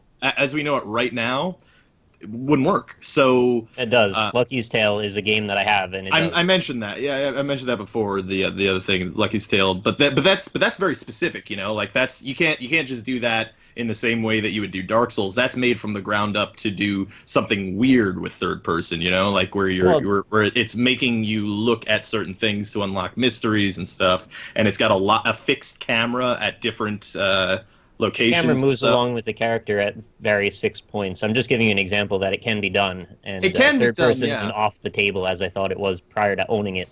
But the thing is, right, like, you have to build it from the ground up. Like that mechanic that we just kind of take for granted. Like, I mean, like, half the games here in this list of Xbox are all just third person in the usual framework, right? Right. Those, you can just put those into VR. So you would have to build from the ground up for certain things. And then you have to wonder, like, is VR going to be a niche thing, or is it going to be a full thing? I hope it is, but it might just spawn a whole different sect of games. You know? Yeah. I've got a game idea for VR. Oh, let's hear Okay. it. Okay, and I don't think this has been done. So I've been recently kind of wanting like a snowboarding or skiing game. I know there's a couple coming out, but like, what if when you buy, you know, the Fox Extreme snowboarding or whatever, it comes with these two little dongles you clip onto your hip, either side. So then you put the VR on, and you've got the little controllers for the poles, but you've also got to move your hips back and forth.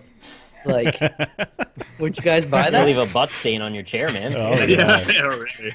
I'm sure your wife will. Oh, That's all I boy. got. Okay, well, let's get on to the PC gaming show then, real quick. I don't think we're gonna talk much about the PC gaming side, but we will address it all the same. What do you guys like from the PC gaming show? They did a lot better than last year. Yeah, Yeah. it's good to hear. It seemed like, you know, more than that wonky interview thing of last year. Mm-hmm. They showed some cool stuff. Dawn of War 3. I'm a huge Dawn of War fan. Really liked 1. Really didn't like 2. Dawn of War 3 seems like a little bit of a mix of both, so I'm pumped for that. But that's an RTS, so you guys probably all hate it. Right. They did show Cliffy B's new game, Lawbreakers. Oh yeah, that's right. Mm-hmm. Yeah, it looked Yeah. really average. It did, It sure did. unfortunately. Perfectly average. Because he was talking, like, when he first was talking about that game, he was like, I want to bring it back to those arena shooters of Unreal Tournament, you know, and you bring back arena shooters. But it looks like he just made Overwatch, just with Call of Duty graphics, like, it photorealistic instead of cartoony, and it's, you know, looks Ultimately, fine. everyone will make Overwatch, Yeah. I guess. including all of us. Right. Yeah, Giant Cop looked crazy. Giant Cop looks nuts. I want to check out Giant Cop just based on look alone. yeah, that looks cool. It's a I want to VR check game out everything based on look alone. Everything was like the game of the show that nobody knew about. Everything, yeah. That It was was the game where you can play as a peach tree or a limousine or a pig that rolls end over end. I've never wanted a mustache ride so bad. Oh, Me the either. Giant Cop, right? Yeah. Yeah. That's good. Honestly, the new Ark expansion thing, that looks pretty cool to me. Yeah.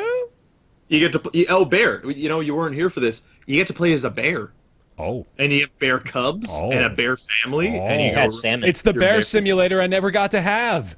Yeah, except you could also be a dinosaur. Can I be a fox and hunt down the bears? Oh yeah, you Could can. be an ant. Okay. I want to mention Oxygen Not Included real quick. I think that looks pretty damn interesting. It's the new space colony simulation game that was announced from Clay, makers of Don't Starve and Mark of the Ninja. So it's got that very Clay-specific art style to it, which I am really beginning to become more and more fond of. Didn't really see much yet, but what we saw is enough to get me enticed. So I'm looking forward to Oxygen Not Included as well. Looks cool.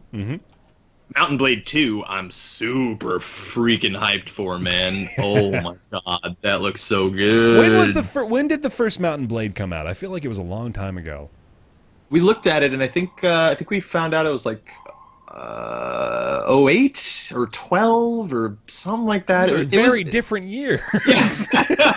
I'll look it up right now, but right. it was the thing is Mountain Blade really came into its own with Warband because Warband added the it was 2008 was the original. But Warband added this really interesting RPG experience that, in my opinion, I think they stumbled upon. I don't think they it's almost like they didn't do it on purpose.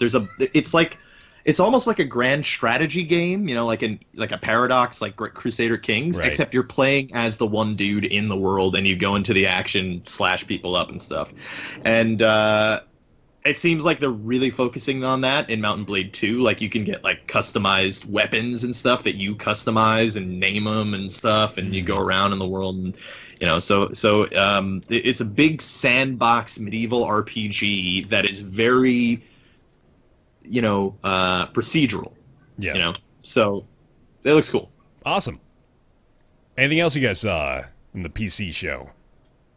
Observer looked kind of neat. I don't really know much about what it's supposed to be, but it was like a first-person horror psychological type thing. Nice. I would say just watch the trailer, because I don't really think I could convey it in words properly. Sure. Looks It's neat. from the Layers of Fear folks. Yeah. Bluebird team. Chivalry Overwatch they're making. Oh, they're making a Chivalry Overwatch. Yeah, the Chivalry people are making Watch. Mirage Arcane Warfare, so it's like Chivalry mixed with Overwatch. Okay, that's It looked really bad. Yeah. Oh, and then speaking of things that looked really bad, was that? Or no, that wasn't during this show, was it? That was the Ubisoft conference, I think. That was the game that looked like it was made in 2005. World War. Day of Infamy. Yeah, Day of Infamy. Yeah, that was. It's right here. Oh no, yeah, okay, Day of there it Infamy's is. in Yeah, okay. So this game, I mean, we're not trying to be insulting, but when you look at the trailer, man, this It's is like a source mod from 2004. Yeah, straight out of original Counter-Strike, for real. Like, it's bad looking. I'm baffled that when the standard has been set, especially revealing at E3, it's just like, this doesn't look like this is the game. This looks like it's like a scene, a machinima scene that you staged that was supposed to lead into like the actual trailer, but then never did. Right.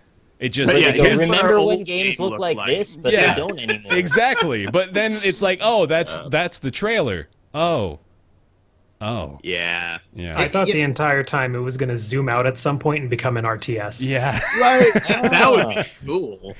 No, it's a first-person World War II shooter that should have been released 6 years ago, it seems like. At least. Yeah. At the end of the day, graphics aren't everything, right?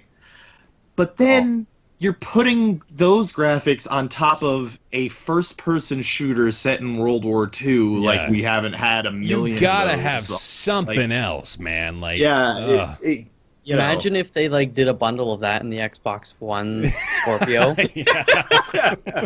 4K Day of Infamy. To meet those standards, they do have to start with something a little bit easier on the eyes, I guess. Oh, it's a mod made by the Insurgency team, says chat. So it is a mod. So that is so much better already. All right. Okay. Good to know. Yes, but it was, thank you. But it seems standalone though now. So is it what? Is it still on the whatever engine Insurgency uses? I assume so. So well, interesting. Not I don't want to, because people worked hard for a very long time on that, but we're being honest. It's it's not in the same realm as everything else we're looking at here, unfortunately. We're paying customers, we're entitled to our opinion. Exactly. Yeah. You guys remember Dual Universe? And all of us are just like, oh, it's No Man's Sky again, but kind of weird. Yeah, I just was looking at, do you build stuff? Is it like Space Engineers? Yeah, you like snap together ships out of parts, and then you go fly around from one planet to the next, and I think it's all like sort of Minecrafty blocks. Yeah, yeah, because I played a fair bit of Space Engineers, which is fun. This is kind of looking like that, but who cares? It's kind of, yeah. Sorry, I shouldn't have brought that one up. Yeah. All right. Yeah. Moving on then. Yeah, sure. Let's get to we do have to hurry it up a touch because we spent way too much time on Microsoft. We're gonna go to Ubisoft right now. Grow up. Excuse me. Excuse me. The game. Grow up. Oh right, yeah, grow up. No, that does look good. Talk to me about grow up. I don't know. You talked to me. No, I didn't see I'm it. not gonna talk to you about grow up. Grow up is Sequel to indie game Gone Home. Gone Home? Grow Home. Grow Home. Go home. Oh, They really changed the art style a little from Gone Home. it took a whole new direction, man. I was really looking forward to this new stance on the sequel here. Yeah, you grow plant vines into the sky, and I guess they've expanded the world a bit more. I actually haven't played the original, but I always wanted to. It looks quite good. That's cool. It's so bright and fresh and cheerful. It sure is. Yeah. Really happy. It looks good. Absolutely. Looks real fun. New Just Dance. You guys are pumped for that, right? Oh hell yeah! Since nobody has a Kinect anymore, how do you play that? You just dance. It just gives you points no matter what you do. Yeah. Yeah, it's just like an iTunes library where you don't get to choose the songs. You know, it's you buy the disc store. It could be like a total placebo thing where the game in the screen it has some text or some like calibrating thing to make it look like it's monitoring your actual movement. Right. People are just dancing. No. South Park. Yep, South Park, The Fractured But Whole. Probably like one of the better E3 reveals / like showcases of a game that I've ever seen. Just because it was Matt and Trey, so it was just gonna be great from the start, right? They got him out on stage and they were just great. But the way that they showed the trailer at E3 was awesome. It was like a little bit of self-aware humor, but also just classic South Park hilariousness. And I heard as well that like for the E3 demo, there were a lot of jokes in the demo about it being an E3 demo. So I really wish I could have played that as well, but. Oh man, it looks so great. It seems like it's even better than the show at this point, man. Like the way that the game is being presented. I read something yesterday, I think it was, where they were saying how they think video games might be the future of South Park or something to that extent. And it's exciting. That's really funny too, because if you listen to them before they came out with the first South Park game, they said they were only going to do one. They wanted to do just one video game and do that, and then they announced that they were doing this, and they were like, "Oh yeah, it turns out we lied. We really like doing the first one." So, so it'd be really cool to see that turnaround and see if they do it that way. Because I mean, honestly, the first game was amazing. Like it was really good. It was a very you like JRPG, turn-based combat systems. Yes, okay. You like South Park. You like hilarious games. Go have a good time. Yeah. And it seems like they've expanded upon the combat system in this one too. Which is cool. Yeah. I kind of wish farting wasn't a central tenet of it. Not because farting can't be funny, but because I feel like they're supposed to be a bit more clever than that. But minor gripe, I suppose. Come on, man. It plays a large role in the game because apparently you rip a hole in space and time by farting. Oh, that's great. That's awesome. Yeah, Nick, I already want to play it even more. I guess I'm the stick in the mud here. I am not going to let you be cynical about farts. That is where I draw the fucking line, man. Just thought the show was funnier than that. 21 classes? Yeah, sorry, go on. I was going to say, you got your dragon game in Eagle Flight. Yeah. I was gonna make a joke about that. Yeah. So the eagles shoot sonic pulses at each other. Yeah, why? They're like bats. Because they're playing capture the flag with a bunny or something, right? Yeah. And they have to shoot each other down.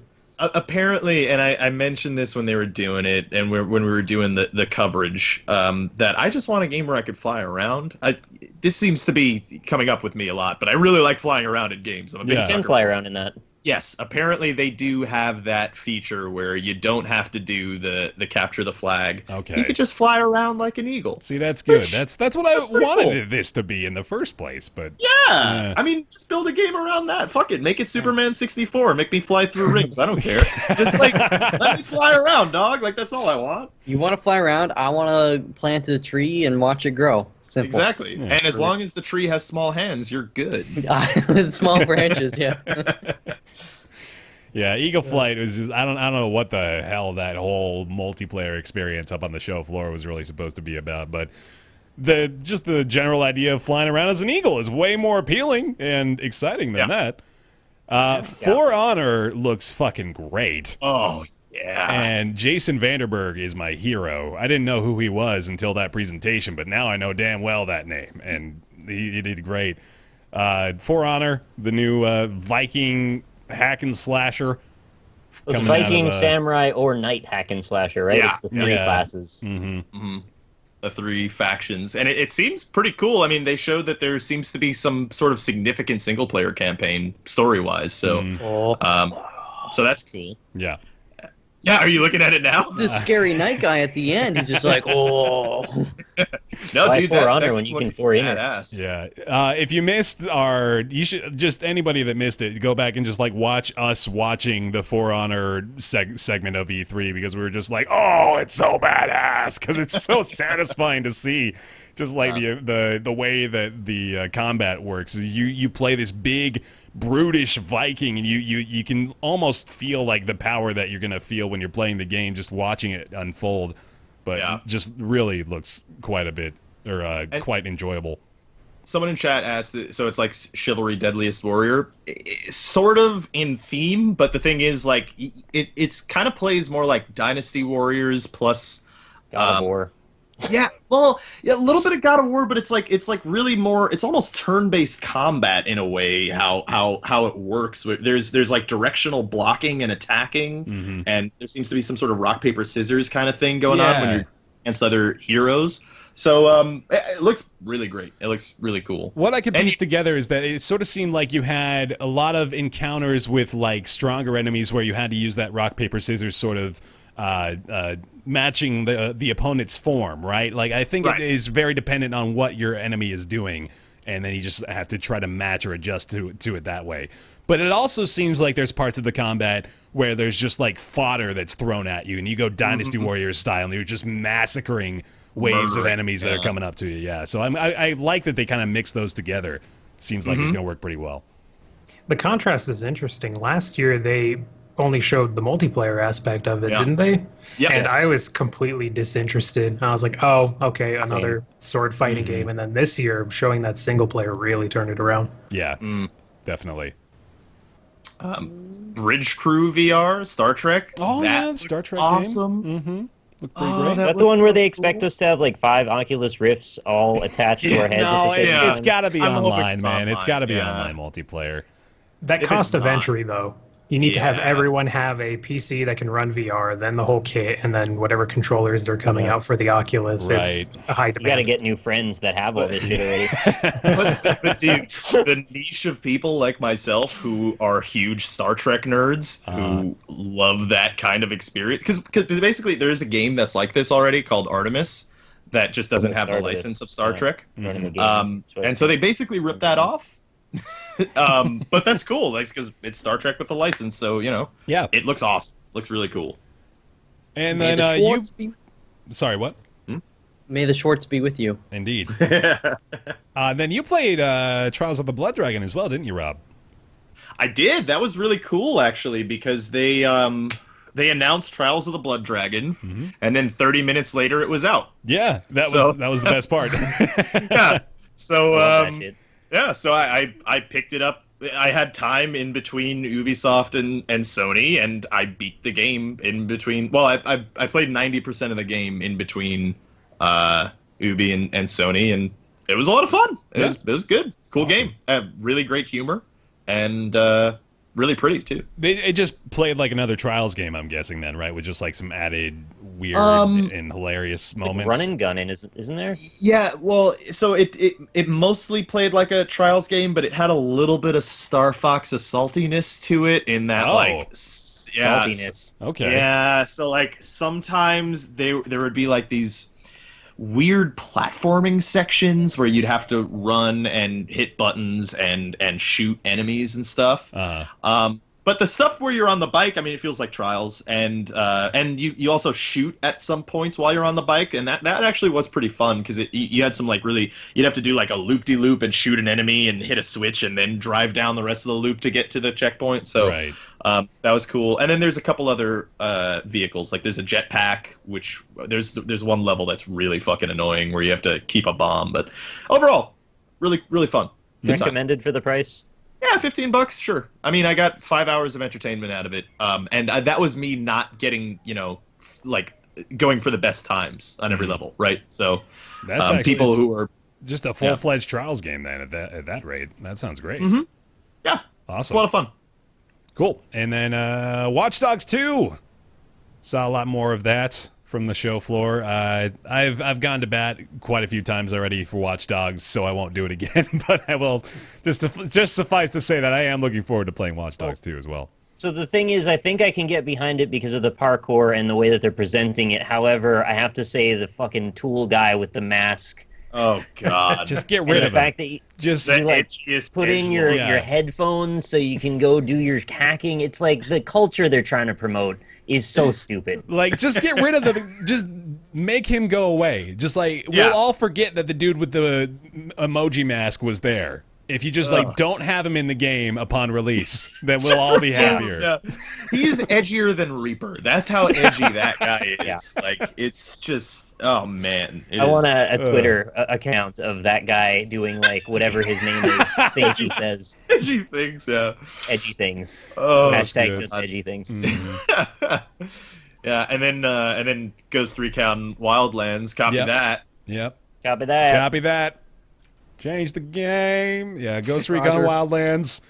It's another Ghost Recon game. I don't think we have much to say about that one. We sure don't. And the last one will probably be Steep, which I'm kind of interested in. Key-making simulator, right? Yeah. That's cool. Mm-hmm. So like you get to decide if you want to leave the bag in for 20 seconds, 50 seconds, 2 minutes, the amount of caffeine, sugar. I should sell my hip dongles to them. Yeah, dude.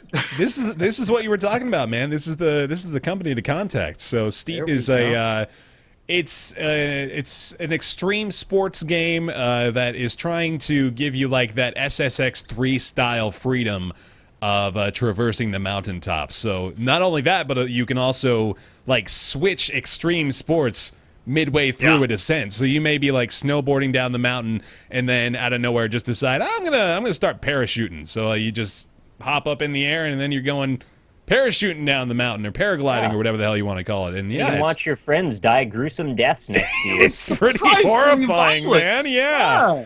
Oh. You hear the bones cracking, and they're just like, "Oh God!" He was in the squirrel suit next to him, and his friend hit a tree, and he was like, "Oh, that man is dead. That's the end of his life." There's no way he survived that impact.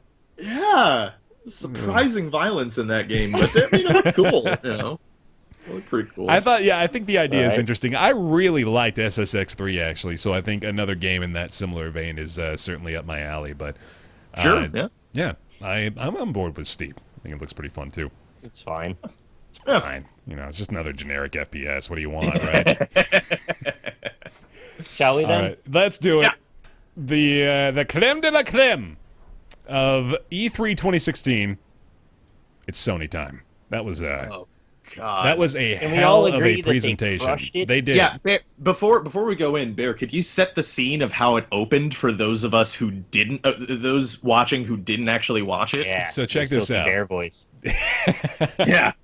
It's like every facet of it. Like I think I'm going to oversell it a little, even just because you set me up to do so. But like the theater that they were in, it was just like a standard theater, right? You've got an orchestra pit up front with a full live orchestra that is just they just start playing, right? So nobody comes on stage, nobody's trying to introduce everybody to the show. It's just the orchestra begins playing music, and well, okay, so for the first 5 minutes, we're all like, okay, this is great, but now I'm beginning to wonder what the point is. Like, what's this all getting to? And so then, like, about 4 or 5 minutes into the orchestra playing, we have Mouth Sounds Woman shows up on stage, who was very, I think we all maybe forgot about her a little bit, but yeah, remember Mouth Sounds Woman? That was, that was pretty great. And then they come out fucking swinging, man. They announced God of War.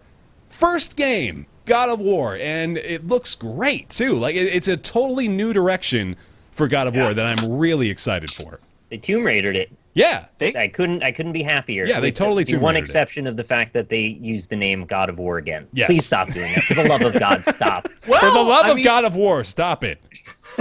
This one could be actually an actually apt title for the first time since the first one.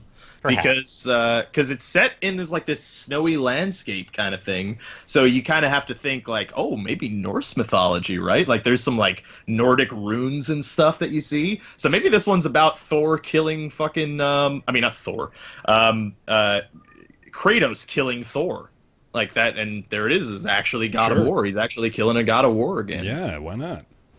Sure. And it looks like a huge departure. I mean, there's this one part that I'm going to take a lot of inference from, which is, it says something discovered. And then you look over this huge landscape at the end of the thing. Yeah. So this might be an open world God of War game, which is weird and interesting. It's a new direction. A little Dark Souls in it or something. I could be down for that. Yeah. Some crafting. Yeah, I mean, I was saying that, like, or whatever. Yeah. That was great. I'm really excited for the look of God of War. It's like Nick said, they really did Tomb Raider it up, and I loved Rise of the Tomb Raider, at least what I played of it. This looks basically just like that. It draws me into the story of God of War too. I never really played that much of the first. How many are there? There's 3 main God of Wars, and then there's like a couple of spin-offs or something, right? There's a couple mobile games. 6? Or not mobile games, but handheld games. Yeah, there's quite a few. There's quite a few. But but this is completely different. And this also, like, just watching the trailer for this, I think we had a similar reaction to the reaction we had to the combat in For Honor, in that we were just watching Kratos go fucking ham on, like, there was the section in particular where you see that massive beast with horns, and you get just classic God of War combat, but it's not like quick time events anymore. I think it's got like a few, but that doesn't seem to be like what a lot of the finishing moves. Yeah, like that's not the core of the gameplay. It has the still just like press circle to execute, but beyond that, it doesn't seem like you have to press X and then Y and then, whatever. Press X to give the kid a bow and arrow, and then he shoots you in the chest because he's being an idiot. That kid sucks, man. He was not doing good. He's going to get eaten by a Gru. He does have big hands. Yeah. So there's God of War. Really excited about that. And they just kept fucking coming, man. So right after God of War, I think we saw... I don't remember the exact order. I think they might have shown Horizon Zero Dawn pretty shortly after that. Horizon Zero Dawn looks awesome as well. Like, super hyped for it. It's tough because we're going to be saying a lot of things look really great. That's just because this was such an amazing show, man. Like we saw so much good stuff, and we saw so much gameplay too out of Sony. That was the biggest part. It was just like all gameplay all the time. It was great. And it was stuff we wanted too. On top of it. The girl from Horizon Zero Dawn, she looks like the nothing Jon Snow. Yeah, she does, absolutely. Yeah, she does. Don't spoil, but definitely. But they hadn't shown any gameplay of Horizon Zero Dawn last year, so I was curious about how that was going to materialize into an actual game, and it turns out this year they showed like 10 or 20 minutes of uninterrupted gameplay footage, somewhere in between those. Yeah. And it looked like they actually had something going on. The combat didn't seem like it was going to be formulaic. It seemed like there was like a puzzle to fighting those enemies. The landscape sold it really well. I'm very excited to know the story, which I rarely feel about games most of the time. Yeah. So they did a great job with that one. Yeah, that looks cool. It's giving me sort of a third-person Far Cry Primal vibe with, of course, future robo dinosaurs and all the intricacies of whatever story we're experiencing here. But yeah, looks really interesting. There's just looking at the trailer here as well. It looks like there's definitely going to be some crafting elements, some survival shit going on too. So for those folks, it's so pretty. Yeah, I just love huge landscapes like that. And it just looks like it's begging to be explored. Absolutely. And the combat just looks interesting, which is what is the main thing. And the thing that I don't like about most of these, like, everything is open world games today that come out all the time is that, it's open world, but then you just shoot a guy and he dies. This seems like, it's like every encounter is a boss fight. Yeah, there's a lot of complexity to the combat, absolutely. You fought one enemy for like 5 minutes. Yeah, a long time. There was so many phases to it and so many different movesets, so it's cool. So yeah, Horizon Zero Dawn, they've got The Last Guardian is finally being released. 9 years later, The Last Guardian is coming out on October 5th. I couldn't be more hyped about a game, man. Like, I have been waiting so long. Remember for like 7 years that game didn't exist and was canceled? Yeah. You mean Prey 2? Yeah, Prey 2. Never thought we'd see the day. All the things are happening now. Yeah. This has been... It almost became vaporware for a while there, man. It really did. But yeah, it had like a Half-Life 3 feeling until we finally got... Last year we got like the confirmation, and now we've got a fucking release date. October 26th. So excited. Maybe it'll pull a Duke Nukem Forever. I hope not. Do you think they'll kill the engine at the last minute and start from scratch? Yeah. I think design it on Frostbite. Honestly, like, I'm gonna play this, and I think I'm gonna like it even if it's garbage. Like, that's how hyped up I am for this shit. Right. Then, well, yeah, you guys take your pick, honestly, because we can just... Spooderman. We can go for anything here. Oh, God, yeah. Yeah, new Spider-Man, fucking made by Insomniac Spider-Man game, man. Like, fucking sign me up. This looks awesome. They know how to do platforming. They do. Yeah. I'm pumped. I love shitty Spider-Man games, so a good one? Oh, dude, I can't wait. Yeah, exactly, yeah. Dude, I can't wait for that. I am... Sorry, go ahead, Fox. Go ahead. Oh, Rumble. No, you... Rumble, you talk, damn it. Oh, okay. I've been keeping out of things because we need to move along. Yeah. But even if it was a shitty Spider-Man game, if they went ahead and nailed the web swinging, that's all I... Oh, yeah. Mm-hmm. I want that GameCube-style web swinging, man. Like, there's just something special about that game. Just flying around the city, man, was just so satisfying. I really hope they nail that this time. The dev that did Spider-Man 2 went on to make an indie game that then was like a total bomb. Yeah. Well, it was like it was Spider-Man 2 without the combat was his thing and not open world. Like, it was, so the way that it worked is like you had the web swinging, but you wouldn't do any combat. I don't know. All right. And also graphically it looked pretty bad too. Yeah. So yeah. Right. So I will mention I am very excited for the Crash Bandicoot remasters as well. We got word of those. They're going to be in Skylanders. I thought they were pulling another Skylanders trap on us, but no, sure enough, they will also be doing full remasters of Crash 1, Crash 2, and Crash Bandicoot Warped, which is fucking exciting. Very happy to play I was so those. confused after that announcement because it seemed like they announced it and then they sort of like took it back away and they were like, wait, but Skylanders. Yeah. I was like, wait, did they really announce Crash or no? It's quite the process too, right? I'm kind of wary about them saying that they remastered it because, like, because it's not like they can like upscale the old games, right? Yeah, no, they've changed it completely. Like, they showed a little bit of 3D Crash, and it looks completely different from what you would expect. So I think it's not. I think remaster may be a loose term. Yeah, they're remaking it more or less. Yeah. Well, because the question is, like, are they remaking it? Are they actually making it from the ground up? Because I don't know if that was Skylanders footage or Crash Bandicoot footage, right? Yeah, that is a good question. Mm-hmm. So, like, are they just porting those games, or are they actually making them from the ground up in 3D? Because if they're doing that, that's awesome. Like, that's really cool. He says they built it from the ground up. Hell yeah. Wait, who does? Trees in chat. Okay, cool. I'm in. That's awesome. You can tell we got like a very low barrier for like whether or not we accept things as truth. Oh, one person said it in chat. Yeah, no, okay, that's confirmed then. I trust Freeze. Freeze is a good. Yeah, dude. we got him. Oh, they said that was Skylanders, so maybe not. Oh, that was Skylanders that they Okay. showed then. Yeah. Yeah. Okay. So we're still in the dark there, but it sounds like it's good news for the Crash Bandicoot franchise that has not seen any news for years. So really any news is great news there. Mm-hmm. How about the new Hideo Kojima joint, Death Stranding? What do you guys think about that reveal? It's got a nice butt. Real fucking weird trailer, but I'm down. Mm-hmm. It was a cool entrance for Hideo Kojima too. Hell yeah, that was great. Yeah. I love Like, how not too fast. he walked faster than the little blocks of light too. That was great.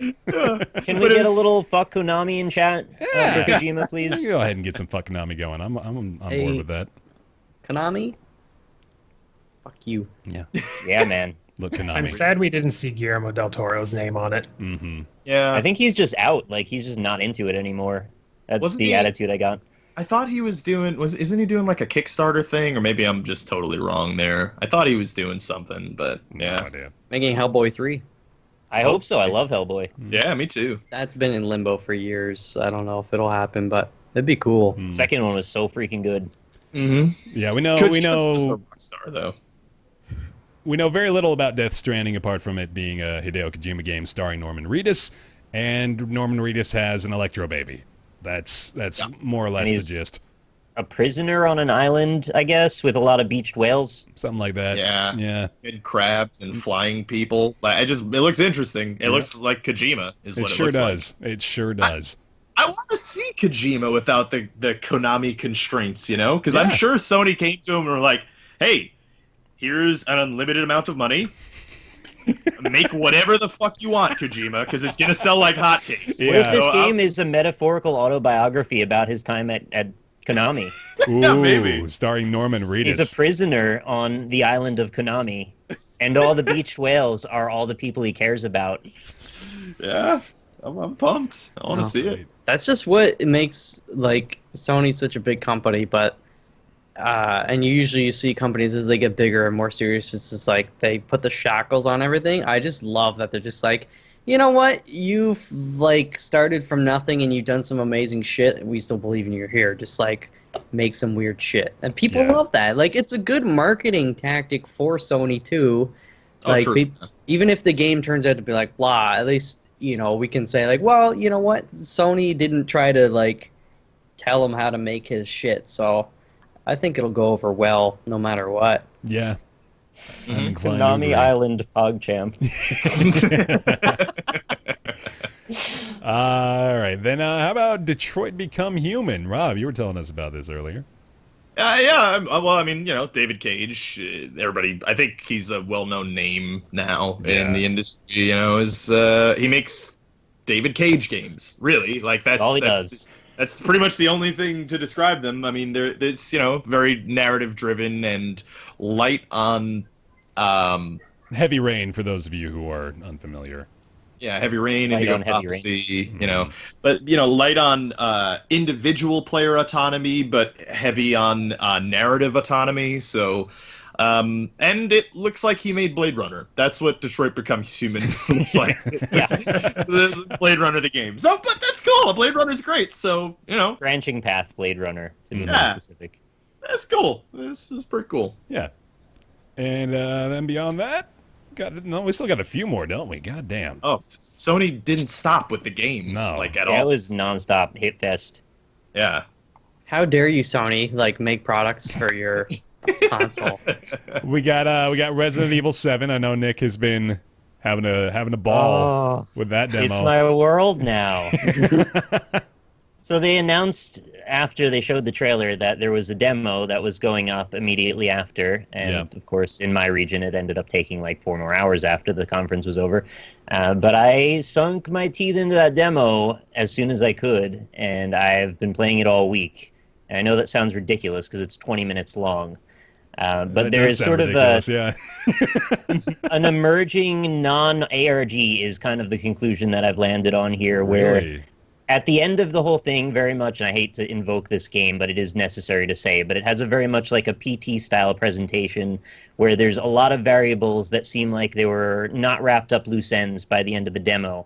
And the goal at the beginning, they say, get out of the house or find a way to escape the house. And every time you try to leave the house, you get pulled back in by a family man, who is our new antagonist in this sort of slice that isn't from the game, that is to invoke tone and not necessarily give you a hint about the actual gameplay. Right. There's a lot of conspiracy theories, and there's a lot of theories in general about what's going on with this thing, because there's a couple of items that don't make any sense and aren't usable in any way. So for the last week, everybody's been spending all of their free time coming up with theories about how they use those items and what needs to be done to see the proper secret ending to that gameplay. Demo? Yeah. Demo. And we've gone way the fuck down a rabbit hole that I don't think we're ever getting back out on. But I'm at the point now where I don't think there is actually anything there. And the actual information that seems to be there is stuff that Capcom representatives have been sort of trolling us with a little bit, because it's generated such hype for this game amongst the people that are streaming it. When I was streaming it, I had like 1,800 people watching me at 5 in the morning. That's like the best numbers I've ever had on Twitch. That's great. And I was trying to debunk theories the whole night, and it's just become obsessive for me. It's all I've been thinking about. I wake up, I want to debunk more. Although now I think there aren't any more theories. So my idea now is that there's going to be either they're going to send a patch that unlocks something, or they're going to issue a second demo, or there just isn't anything else, and they're just having fun with us now. What is it that, like... You seem to be pretty determined that there is something bigger to this. Is there like you mentioned that there's quite a few loose ends that they didn't really tie up by the end of the demo. Is there anything else that's like leading you to believe that that's the case, though? Well, so there's an item, the dummy finger, which is very easy to find and has no discernible use. Yeah, there it is. Box has one. There's a dummy finger. I mean, actually, somebody tried to put it up the butt of a mannequin on Twitch and got their channel banned for 24 hours, which is really odd. Fuck. All right. So Footwater's okay, but dummy finger and mannequin, kidding. you know. Set the precedent. So there was statements made by Capcom representatives that were supposed to be hints, and then we come to find out later that they backpedal on the statements. And everybody has this fractured non-information that they think they know something, but they don't. And we're all passing this stuff around and trying to collect it on Reddit. And it's honestly become an obsession for a ton of people who are doing nothing but trying to figure out what's secret about this demo. Yeah, that's great. People were so quick on to grasp anything. It was the second time, not the all-night stream, where someone made up some lies in the Twitch chat. Then that got posted onto Reddit, and then from Reddit became an image. From an image went onto NeoGAF, and then onto 4chan, and then got reposted back into the chat as that image. So we came full circle in the span of 40 minutes. Everyone is so desperate for information. That's great. Jesus. And it was just like a gauntlet of answering the same questions to chat, because they're like, why don't you just put the finger in the microwave? Well, you can't put the finger in the microwave. Why don't you just follow Andre around the corner? Well, there's an invisible wall. You can't do that. So it just was this gauntlet, and it just kept going, and it didn't get me anywhere at all. I was just debunking as much as I could. But it's a great demo. I really like the demo, and I'm psyched for the game, even if it has little to do with it, although I wish it did have something to do with it, because I'm actually quite engaged in the story now that I've spent 15 hours in a 20-minute demo. It's got great characters like Onder and Family Man, so, you know, there's a bunch of... It's great at spawning memes. Yeah, actually. it really is, so, you know... All right, and then we had Days Gone. You remember that near the tail end of the Sony conference? I think they closed on this, didn't they? Actually, they did. Yeah, so that was a really interesting decision. But well, they kind of almost opened on it too, and then closed on gameplay of it. It's a zombie game, sort of in a what's the World War Z meets Sons of Anarchy. Yeah, and then you know, but and it seems to play sort of like Last of Us a little bit. So, but the one thing that's impressive is the amount of zombies on screen. There's a lot. So that was like cool. It seems like it has a lot of Last of Us ties from what you can see here. Like it looks like it plays very similarly to The Last of Us.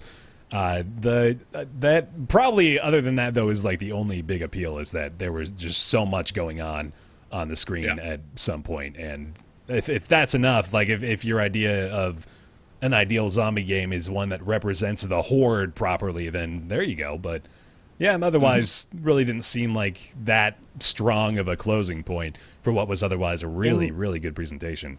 One of the interviews, I think it was with Ezekiel the Third or something, he was talking with one of the devs, and he mentioned the word zombies, and the dev like stopped him cold and was like, "We call those twitchers," or like he had some name for it. Oh God! And he had to like apologize that he used the wrong buzzword. Was he being serious? Did it seem like it? Yeah. So we've learned then. We've learned Freakers? the reason that they call them different things in different movies is because they really care that they have different names. They actually do care. He called them freakers, guys. It doesn't matter. Freakers. Jesus. It's so savage. There's a zombie archetype now. Like, it doesn't matter if they're infected with some kind of rage virus or they're returned from it. It doesn't matter. I don't want to learn zombie names, man. I don't want to be considered insensitive for not calling zombies the right thing in the right context. Oh God, they're fucking zombies. You made a zombie game. Don't pretend you made a fucking different game. So fucking pretentious. They are zombies. Yeah, they're zombies. They're absolutely zombies. Yeah. They're 100% zombies. That's silly. I'm going to call them zombies every chance I get. Absolutely. Now. I'm going to call them zombies out of spite. We'll find the dev's Twitter and be like, Just spam. that's I love zombie games. I'm glad you made a zombie game. Don't do that. Don't do that. Okay. Don't. We're having fun. We're not trying to start shit with anybody. We're just having fun. Yeah. All right. I think there were a few others for Sony. Call of Duty? Yeah, Call of Duty. Yeah. No, you know what? Actually, Infinite Warfare looks fun. I really do think it looks pretty fun. That reaction that you had is the reason that they revealed that it was Call of Duty at the end and not the beginning. You're absolutely right, yeah. You're used to being Call of Duty, but the thing that they showed looked pretty fucking cool. Mm-hmm. You know? Yeah. There's little to be said still about it because it is Call of Duty, but it looks pretty good despite what the internet will tell you. Space battles? Yeah. Man, dude, it's on space battles. Pretty sweet. Of course, you've got Modern Warfare 2 that comes along with Infinite Warfare as well, if you get sold on that point. Mm-hmm. I think Batman VR? I don't even want to talk about it, man. We have there's 4 or 5 of these VR experiences here on this E3 recap site we're looking at all in a row. They're just like, I just don't even care. I don't. Plus, you have no idea what that is exactly. Right. Yeah. It showed almost nothing. I'm hyped because I love Batman, but don't they still need to fix the Batman on PC? Isn't it still buggy as heck? They've basically just given up on it, it seems like. Yeah, They're just like, you know what? Fuck it. We don't even want it. We don't even want the revenue from this. They did a series of patches, and then they said we're not supporting it anymore. So, Detroit Become Human, Blue Blood. Oh, we talked about Detroit Become Human, yeah. Oh, I wasn't listening. Yeah. All we got left is Zelda. I think it's pretty much it. And we will apologize right out of the gate here because we probably won't talk about anything else from the Nintendo conference. So if you get salty about that, I already apologize. I'm sorry already. But yeah, this is Zelda's moment to shine. I think rightfully so here too, because this is by far the most excited I've ever been about a Zelda game, like easily. Mm-hmm. So it seems like they're taking it seriously this time. Yeah. They said this is like they wanted to apologize to people who didn't like Skyward Sword. Like I actually read that. You know what? Like I think last time I was on this show, we talked about Zelda, and I mentioned a lot of things that I would love to see. Like all put together that would make Zelda like really feel fresh and new, and I said, you know, they're probably not going to hit all of those things. They fucking hit every one. It's got like there seems to be no tutorial whatsoever. I mean, by that I mean tutorial exposition, just 5 hours. They show you how to use your cell phone. Yeah, right. Like the tutorial is a pop-up and it says press this button to use this thing, as opposed to the tutorial being 5-hour long storyline of you bringing a stupid fish to a stupid cat and then you get the cat. And I don't want to do any of that. And it seems like literally what they said on it is you go through that first story section, which is sort of Dark Souls-y, in that like there's like a little cutscene and then you walk out. And then once you walk out of this first area, the Tomb of Resurrection, you can just go wherever you want. Mm-hmm. Including to the final boss. They said, yeah, you could walk, if you wanted to, you could walk straight to the last boss and beat the game right. It would be incredibly difficult, but you could do it. Yeah. Theoretically. Weirdly, Breath of the Wild gave me more Shadow of the Colossus vibes than The Last Guardian did. Like, Yeah. this feels so much like Shadow. Yeah. It's got a lot of that. Hmm. I mean, there's 100 puzzle-solving shrines. I don't know if they confirmed how many dungeons there were, but I'm hoping around 8, because it looks like there's about 8 areas. So full-fledged dungeons, 100 of these puzzle-solving shrine things. And then, I mean, you know, the combat looks kind of mostly typically Zelda, except the weapon system is quite different. I mean, you have gear and loot now. Yeah. Yeah, they RPGified it a lot. Yeah, absolutely. Yeah. There's crafting, there's cooking. I mean, there's even some survival elements and stealth. You can be stealthy and sneak up on people, and then there's also like, you know, there's some areas that are going to be too hot and you have to wear specific clothing for that, and there's some areas that are too cold and you have to wear, you know, warmer outfits for it, otherwise you'll start taking damage. And Link can jump and climb. Yeah. Can jump and That's climb. bizarre, right? The climbing looks really cool, actually. Yeah. Yeah. It does. That was I'm another all thing that for- actually gave me a Shadow vibe, too. I'm all for the exploration elements. I'm all for the openness of the world. Not all in on the weapon degradation. I think that pretty much makes every game worse when that's in it. Not a Most huge agree. fan of the survival elements either. But probably the good is going to outweigh the bad, most likely. I'm just curious to see how they do the dungeon balancing if you can go to anyone in any order. Because how are the items going to work then? Because it's traditionally been sort of like a Metroidvania. You get a thing that allows you to do another thing. Right. Now you don't do that anymore. Yeah. The thing is, in Zelda, though, is they could have... I mean, honestly, you could probably... If you allowed the player to do dungeons out of order in any of the other Zeldas, it would, for the most part, work. Because, for the most part, a dungeon is centered around the item that you get in the dungeon. You know what I mean? So I'm assuming that's how it's going to work, is you go into the dungeon, you get the item for the dungeon, and then you complete that dungeon. So in that way, you could complete any dungeon you want in any order. So they're just self-contained instead of progress-gated in some sort of pseudo-linear fashion. Exactly, yeah. Like, usually it's story-locked more than anything else. Yeah, but they didn't show any of the dungeon stuff. They showed some of the puzzles, and Boss fight. was there... Well, no, they showed those things, the Guardians. Sentinel thing, or Guardian, yeah. Those aren't actually bosses. They're all around the world, apparently. I thought it was a boss. That's Yeah, sweet. and they're in shrines too. Yeah, and then what was I gonna say? I'm not sure. Never mind. Move on. Sorry. Say whatever you're saying. I lost it. I lost whatever it was. It was a thing. More than Things, anything, I'm happy to have a normal control scheme. Oh yeah. That was Yeah. my biggest gripe with Skyward Sword. I ended up playing Twilight Princess on the GameCube because Link was left-handed like he's supposed to be.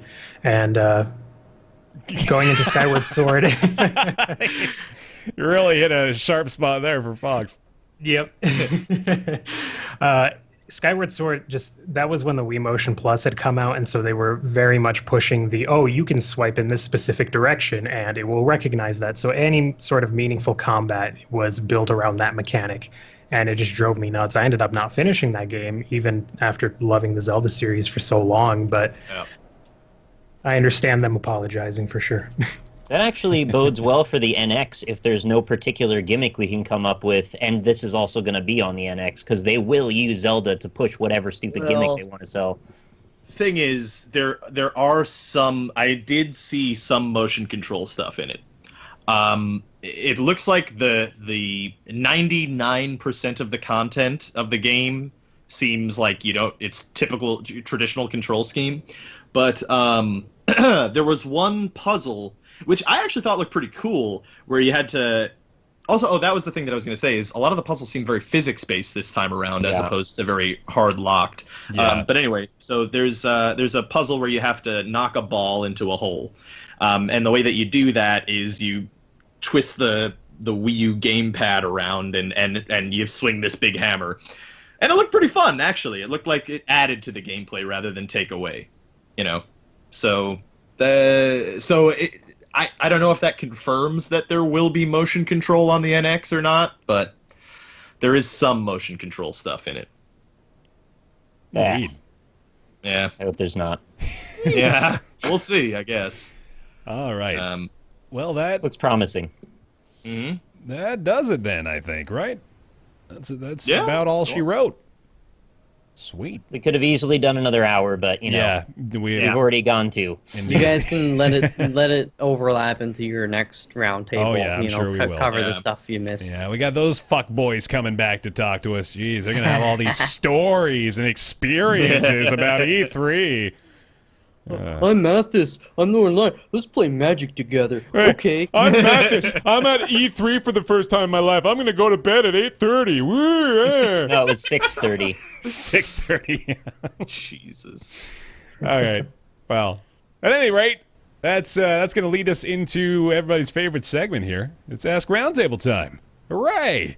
Ask Roundtable is the weekly segment where you send your questions to roundtableyt@gmail.com. We do our best to answer them. This one comes from Benjamin. And Benjamin asks, do you sometimes miss the time, maybe as a kid, when you didn't have the opportunity to get all the games you wanted, so that the game becomes more precious to you, and maybe you try to 100% complete it instead of just skipping to the next game? Thank you, Benjamin, for the question. You do miss that time, Fox. Absolutely. I have two older brothers, and like there's layers of this that I can recall. Not only like only having certain games, but I was fairly restricted into when I got to play them. I mean, there's the hierarchy, right? Oldest brother got to play it first. Oh yeah. You know, my dad would install it on the computer, or because they own the NES or whatever, they got to play it first. I'd sit there, watch them for 3 hours, 4 hours plus, and then I'd have to wait and play it after that too. So it's not even like, for a good chunk of my life, I didn't even get to pick the games at all. Yeah. You know, I did just wait. But yeah, I personally, I think, you know, this day and age, we take a lot of, you know, the media and stuff for granted. Our standards are higher and things like that. Like sometimes I wish it was back in the 90s when you got a magazine once every month, you got a little text blurb about the game, and that was it. Now we've got trailers and demos and all these things, and you can buy a game in an instant, and it's just like, it's good and it's bad. I think, you know, that's my perspective. But how do you feel about it, RumbleMuffin, as maybe someone from an earlier generation? I'm 24. Oh, I didn't know that. Wow. I just assumed. I look like an idiot now. Oh no. No, I remember specifically growing up, and 2 blocks away there was a video rental store that had video games. So I think I spent so much time there, and it was one of those where you can only pick one. So you just spend so much time staring at this wall, and if you picked something you didn't like, you were stuck with it for 3 days, because sure as hell your parents weren't going to walk back there to rent something new because you're the one who picked this, so it's your fault. Right. So I think I had the luxury there. So I got to try a lot of things growing up. I was one of those kids, though, that grew up with a PlayStation rather than a N64. So I had a different kind of genre of things, and I remember playing old Final Fantasy and getting so close to the end and then having to return the game, and then I never finished it because of it. Right. I don't even remember which Final Fantasy it was. I should go back and get it again. But I remember switching over to PC gaming very quickly. I built my first computer when I was between 12 and 13. Damn. So I had the entire PC library out there. So I remember playing the original Warcraft RTSs and there was a lot of early stuff, the early Duke Nukems. I had an uncle who just gave me a whole bunch of PC games after I built my first computer, and just everything. Sorry, finish your point, but I have something important to ask you guys after. Okay. I'm more or less done. I jumped onto PC gaming very quick, and as naughty teens do, there was a very large library out there if you look hard enough. Oh, yeah. Mm-hmm. Did you ever have, like, a big part of my thing? So my dad, he, at least when I was really young, he built and maintained our family computer and stuff. And I had an uncle who was really, actually two of my uncles were really into that. So there was the circle of my uncles and my dad would always, like, trade these PC games and, burn them for each other. And then we'd have our family gatherings like Thanksgiving or Easter dinner or whatever. And, like, my uncles would come in with a big stack of CDs, and then my dad would have just like a big PC and they'd do gaming the big potluck, exchange. And then all of us kids were like, we'd be going through and be like, oh, God, I can't wait till everybody goes home. You can install, MLB 98 for me, Dad. And then we'd, the next day play it. It was it's so weird to think, like, we used to have to kind of go through that stuff, but it was so magical. I don't know. Yeah, man. What do you think, Nick? The generation now is different, though. Everything's so easily accessible. Yeah, it's the digital download generation for sure. Mm-hmm. Well, there was something kind of cool about, the time you get to spend reading magazines and that, relationship you have with, like, the local video store and all the rentals and stuff. And you know that your time is very precious when you have a game when you're young, because you really don't get a lot of options. And that's kind of cool. There's some nostalgia there, but ultimately, I'd really much rather have the option to buy any game I want right now. Yeah. There's not really any comparing. I've always been sort of lucky in that I've had access to a lot of things. And in that way, I didn't miss out on that much stuff, but there was always something I missed out on. Mm-hmm. And now I don't have that issue anymore. I can pretty much get any game I want at any point, and it's cool. And I just don't have to miss out on experiences. So I feel like that's a superior option. But do you still not? I know a lot of people that are like, I've got 30 games in my Steam library I've installed and I haven't touched for a year. Of course. Like 30 is a very gracious understatement of that problem, yeah. I've easily got 700 games I've never played, yeah. So you are missing out. Mm. If I want to play them, I can play them. They're there. Rob, what do you think? Yeah, I'm like in between both. Like I very much enjoy being able to play whatever game I feel like playing. That's a lot of fun. I mean, especially doing this, where half of the games in my Steam library I didn't even pay for. Right. Which is another layer of it, but and 90% of those I haven't played once. but there is some sort of a there is that sort of I do sort of miss being forced to finish a game, because there's some games that I've gotten that are like RPGs where were I younger. Like if I got The Witcher 3 when I was like 10 years old and that was the only game I had for like 3 months, I would have totally did every quest line, everything that's in there. But as it was when it came out, there are kids that are 10 years old that are having that experience. That's like their first entrance into RPGs is The Witcher 3. Like, fuck me, man, that's awesome. I know, and that's how I experienced Zelda. Like playing Link to the Past, finding every secret that was there, which seemed like a lot back then, which today it's I could 100% the game in like 6-7 hours, but there's some sort of mysticism to that, but then at the same time it's nice being able to like buy a game and be like, oh, this actually sucks. I'm gonna go play the one that's good, Whereas like I got Helicopter Assault on the Super Nintendo when I was a kid, and it's like, well, looks like I'm playing this for a couple weeks, and this sucks ass. I'll say that I think I agree with Nick in that it's kind of hard to argue against the immediate availability of everything in the future. Like, it's pretty great. But I also can wear the rose-tinted glasses a bit and say that I do miss the times where, having one game that you dedicated yourself to was so awesome, and, it was really satisfying, too. Like, I remember one in particular, The Misadventures of Tron Bonne. I don't know if anybody else ever played that. That was in, like, 99. PS1? Yeah, on the PS1. Mm-hmm.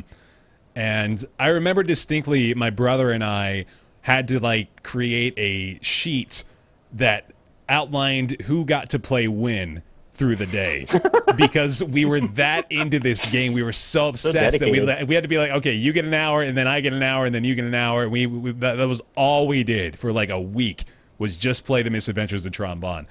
And that was like that was a really awesome experience, man. Like I remember it so distinctly, just because like that was back in the day where we went to Blockbuster like once a month or once every couple weeks maybe, and we try to look through and see which one would be interesting. Of course, we had very conservative upbringings, so we had the mom who was asking us about the back of the box for every single game. Like even the ones that were rated teen, we had to be like, okay, so what's it rated teen for? Do we have alcohol and drugs? No, okay, we're definitely not playing this. So we had a very limited selection just by virtue of that and the times as well. But yeah, the Trombone game, there were a few others too, but that was a particularly enjoyable aspect of my memories. I rented Smash TV and like Sonic 2 so many times when I was a kid. Yeah. Turns out now, weirdly enough, the Misadventures of Trombone goes for like $250 on eBay if you have an original copy of it. So, oh my God. If you're a collector, there you go. That's a fun one. Okay. Well, thank you very much, Benjamin. That was a great question. Appreciate it. If you got questions like that or completely different from that, you send them over to roundtableyt@gmail.com, and that's how we'll get those. Now it's time for everybody's favorite segment after their favorite segment. It's Nick's Weird Games. That's me. We don't really have a musical intro today, so I'll just get right down to things. Sure. So I have been trying to continue. Oh, close your chats. Close your chats. Yeah, close your chats if you haven't already. I want to cheat. Trying to continue a habit of getting away from explicitly just doing PS2 games. So I'm doing a PS3 game today again. We did one last week. So today's game is from 2006. It is a vehicular combat game. Twisted Metal. Developed by It's not Twisted Metal. Interactive. It's not. He wouldn't- You think he wouldn't Twisted pick Metal, Twisted and then it's Metal. not Twisted Metal. Yeah. Developed by Pseudo Interactive, Deep Fried Entertainment, and published by Sega. Oh. Now, there's an interesting twist to this in that this is a sequel, but it's a sequel that went system exclusive, whereas the original went system exclusive in the other direction. So Sonic-y, I'm thinking. Let me see, judge your facial expression. Sonic No, it's just All-Stars blank. It's Racing nothing Transformed. Yeah. Again, Yeah. PlayStation 3 game. I'm Yeah. seeing a lot of people throwing out like PS1 and Dreamcast games in chat. 2006. Yeah, that's like vehicular launch year, combat. man. Shit. Yeah, if you know the launch lineup, you might just know this based on this, but this is a pretty obscure game that not that many people even, I don't think, realize exists. Nuts and bolts. No. That was exclusive to That was Xbox. Yeah. Microsoft anyway. Man. All those times where I told myself, man, you're going to regret not memorizing the PS3 launch lineup one day. Was I it think a I can- layer? A little more here. Obscure. So the plot of the career mode in the PS3 version involves Sage. It was exclusive to Sony consoles, by the way. It wasn't exclusively just on PlayStation Okay. 3. Wait, where, like, regionally does the game take place? That's a good question. Like, in the game? Space. I'm not sure if I can say specifically. Oh, that's a giveaway. And also, I like not to answer specific questions like that anyway, but I'll just read this little bit here and see if this helps. So the plot of the career mode in PS3 version involves Sage, a sentient who is tasked with guiding Meridian City, where the game is set in, through times of crisis. Recruits the player to face off against the Ascendants, a group that tries to take over and terrorize the city through vehicular I play combat this? tournaments. Okay, I'm gonna ask a non-specific hint here.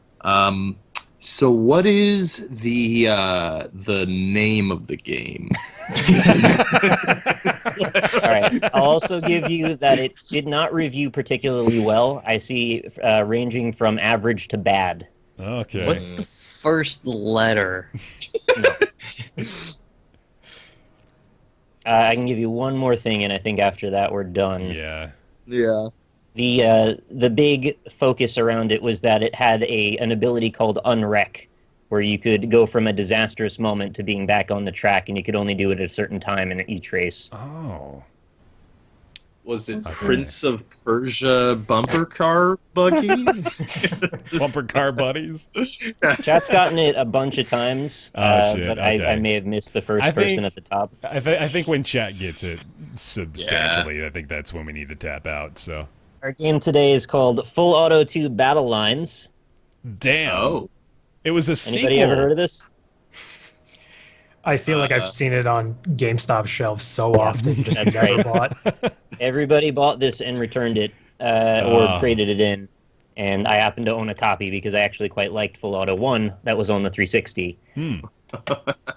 So, yeah, that's today's game, Full Auto 2. I'll just throw out a couple of names here of people I saw that got it. Let's see how high I can get up here. I'm sorry if I don't get the right person, but I see Mr. Cluck Gaming is one of the first there. It's a good name. We should go with him. Good name. Yeah, I like that. All He right. should win. Mr. Cluck. Steppy also got it. Steppy. Well done. Stepper. Steppy and Mr. Cluck. Charcept had the full name. Cool. Good job. Well Thank you, played, guys. all. That's another tally on the loss column for a good old Roundtable crew. Yeah. Thanks to our guests for contributing yet again to our loss column. Appreciate you guys being here today. And we want to thank you as well, kind, loyal, and lovely listener / viewer, for watching / listening to this episode of Roundtable Live. We appreciate it. We went a little over today because E3 was packed full of awesome, or at least the end of it was. Some parts of the middle, but yeah, you know, that's how it goes Sony generally. ass. Thank you very much for watching. Of course, thank you for following the Twitch channel here. That's twitch.tv/Roundtable Podcast, where we broadcast the podcast live every Friday at 3 p.m. Pacific, 6 p.m. Eastern. You can also catch the VOD if you missed it, usually on the Twitch channel, sometimes not, but also generally over on YouTube on either Bear Taffy, Rockley Smile, or Mathas Games is where you typically see it. You can also catch us over on iTunes. What am I thinking about? Yes, iTunes. You can rate 5 stars. Follow us over on Twitter at RoundtablePC. You can catch the show discussion over on Reddit at roundtablepodcast.reddit.com. And we also want to absolutely thank our patrons, without whom this would not be possible. If you didn't know, like, the last 3 podcasts have been claimed on YouTube, so it's really just Patreon that's keeping us going. So thank you guys very much for that. This one's almost guaranteed to be claimed as well. I think I used like 20 trailers through the course of this thing. So yeah, I think Yeah, we're screwed. 5 or 6 people are going to get the revenue from this one. So job well done there. But thank you very much to our Patreon supporters above $20, including but not limited to General Crunk, Alexander Spillman, Jonathan Graham, Matt, Julian Avelsgaard, David Schmitz, Scrotty199 or 119, Greenlight Mavier, Brizzlebrip, Oren Saltzman, Eric Schooley, Myth Scarab, Mediocrities, Super Monoman, Christopher Flagg, Smurfette, Logan Ray, Justin, and Positron. All you guys, well, thank you very, very much for continuing their support over there on Patreon, as well as everyone else who is supporting the show there. And thank you for watching. We will be back next week, probably with the original crew, with the normal lineup, assuming... We'll see. Yeah, we'll see. Usually that's how it ends up going. But for now, let me finish finding the music, and then we will say thank you very much for watching Roundtable. We'll see you next time. Goodbye. Bye, everybody. Bye, freakers. Bye. Bye, freakers. Or zombies.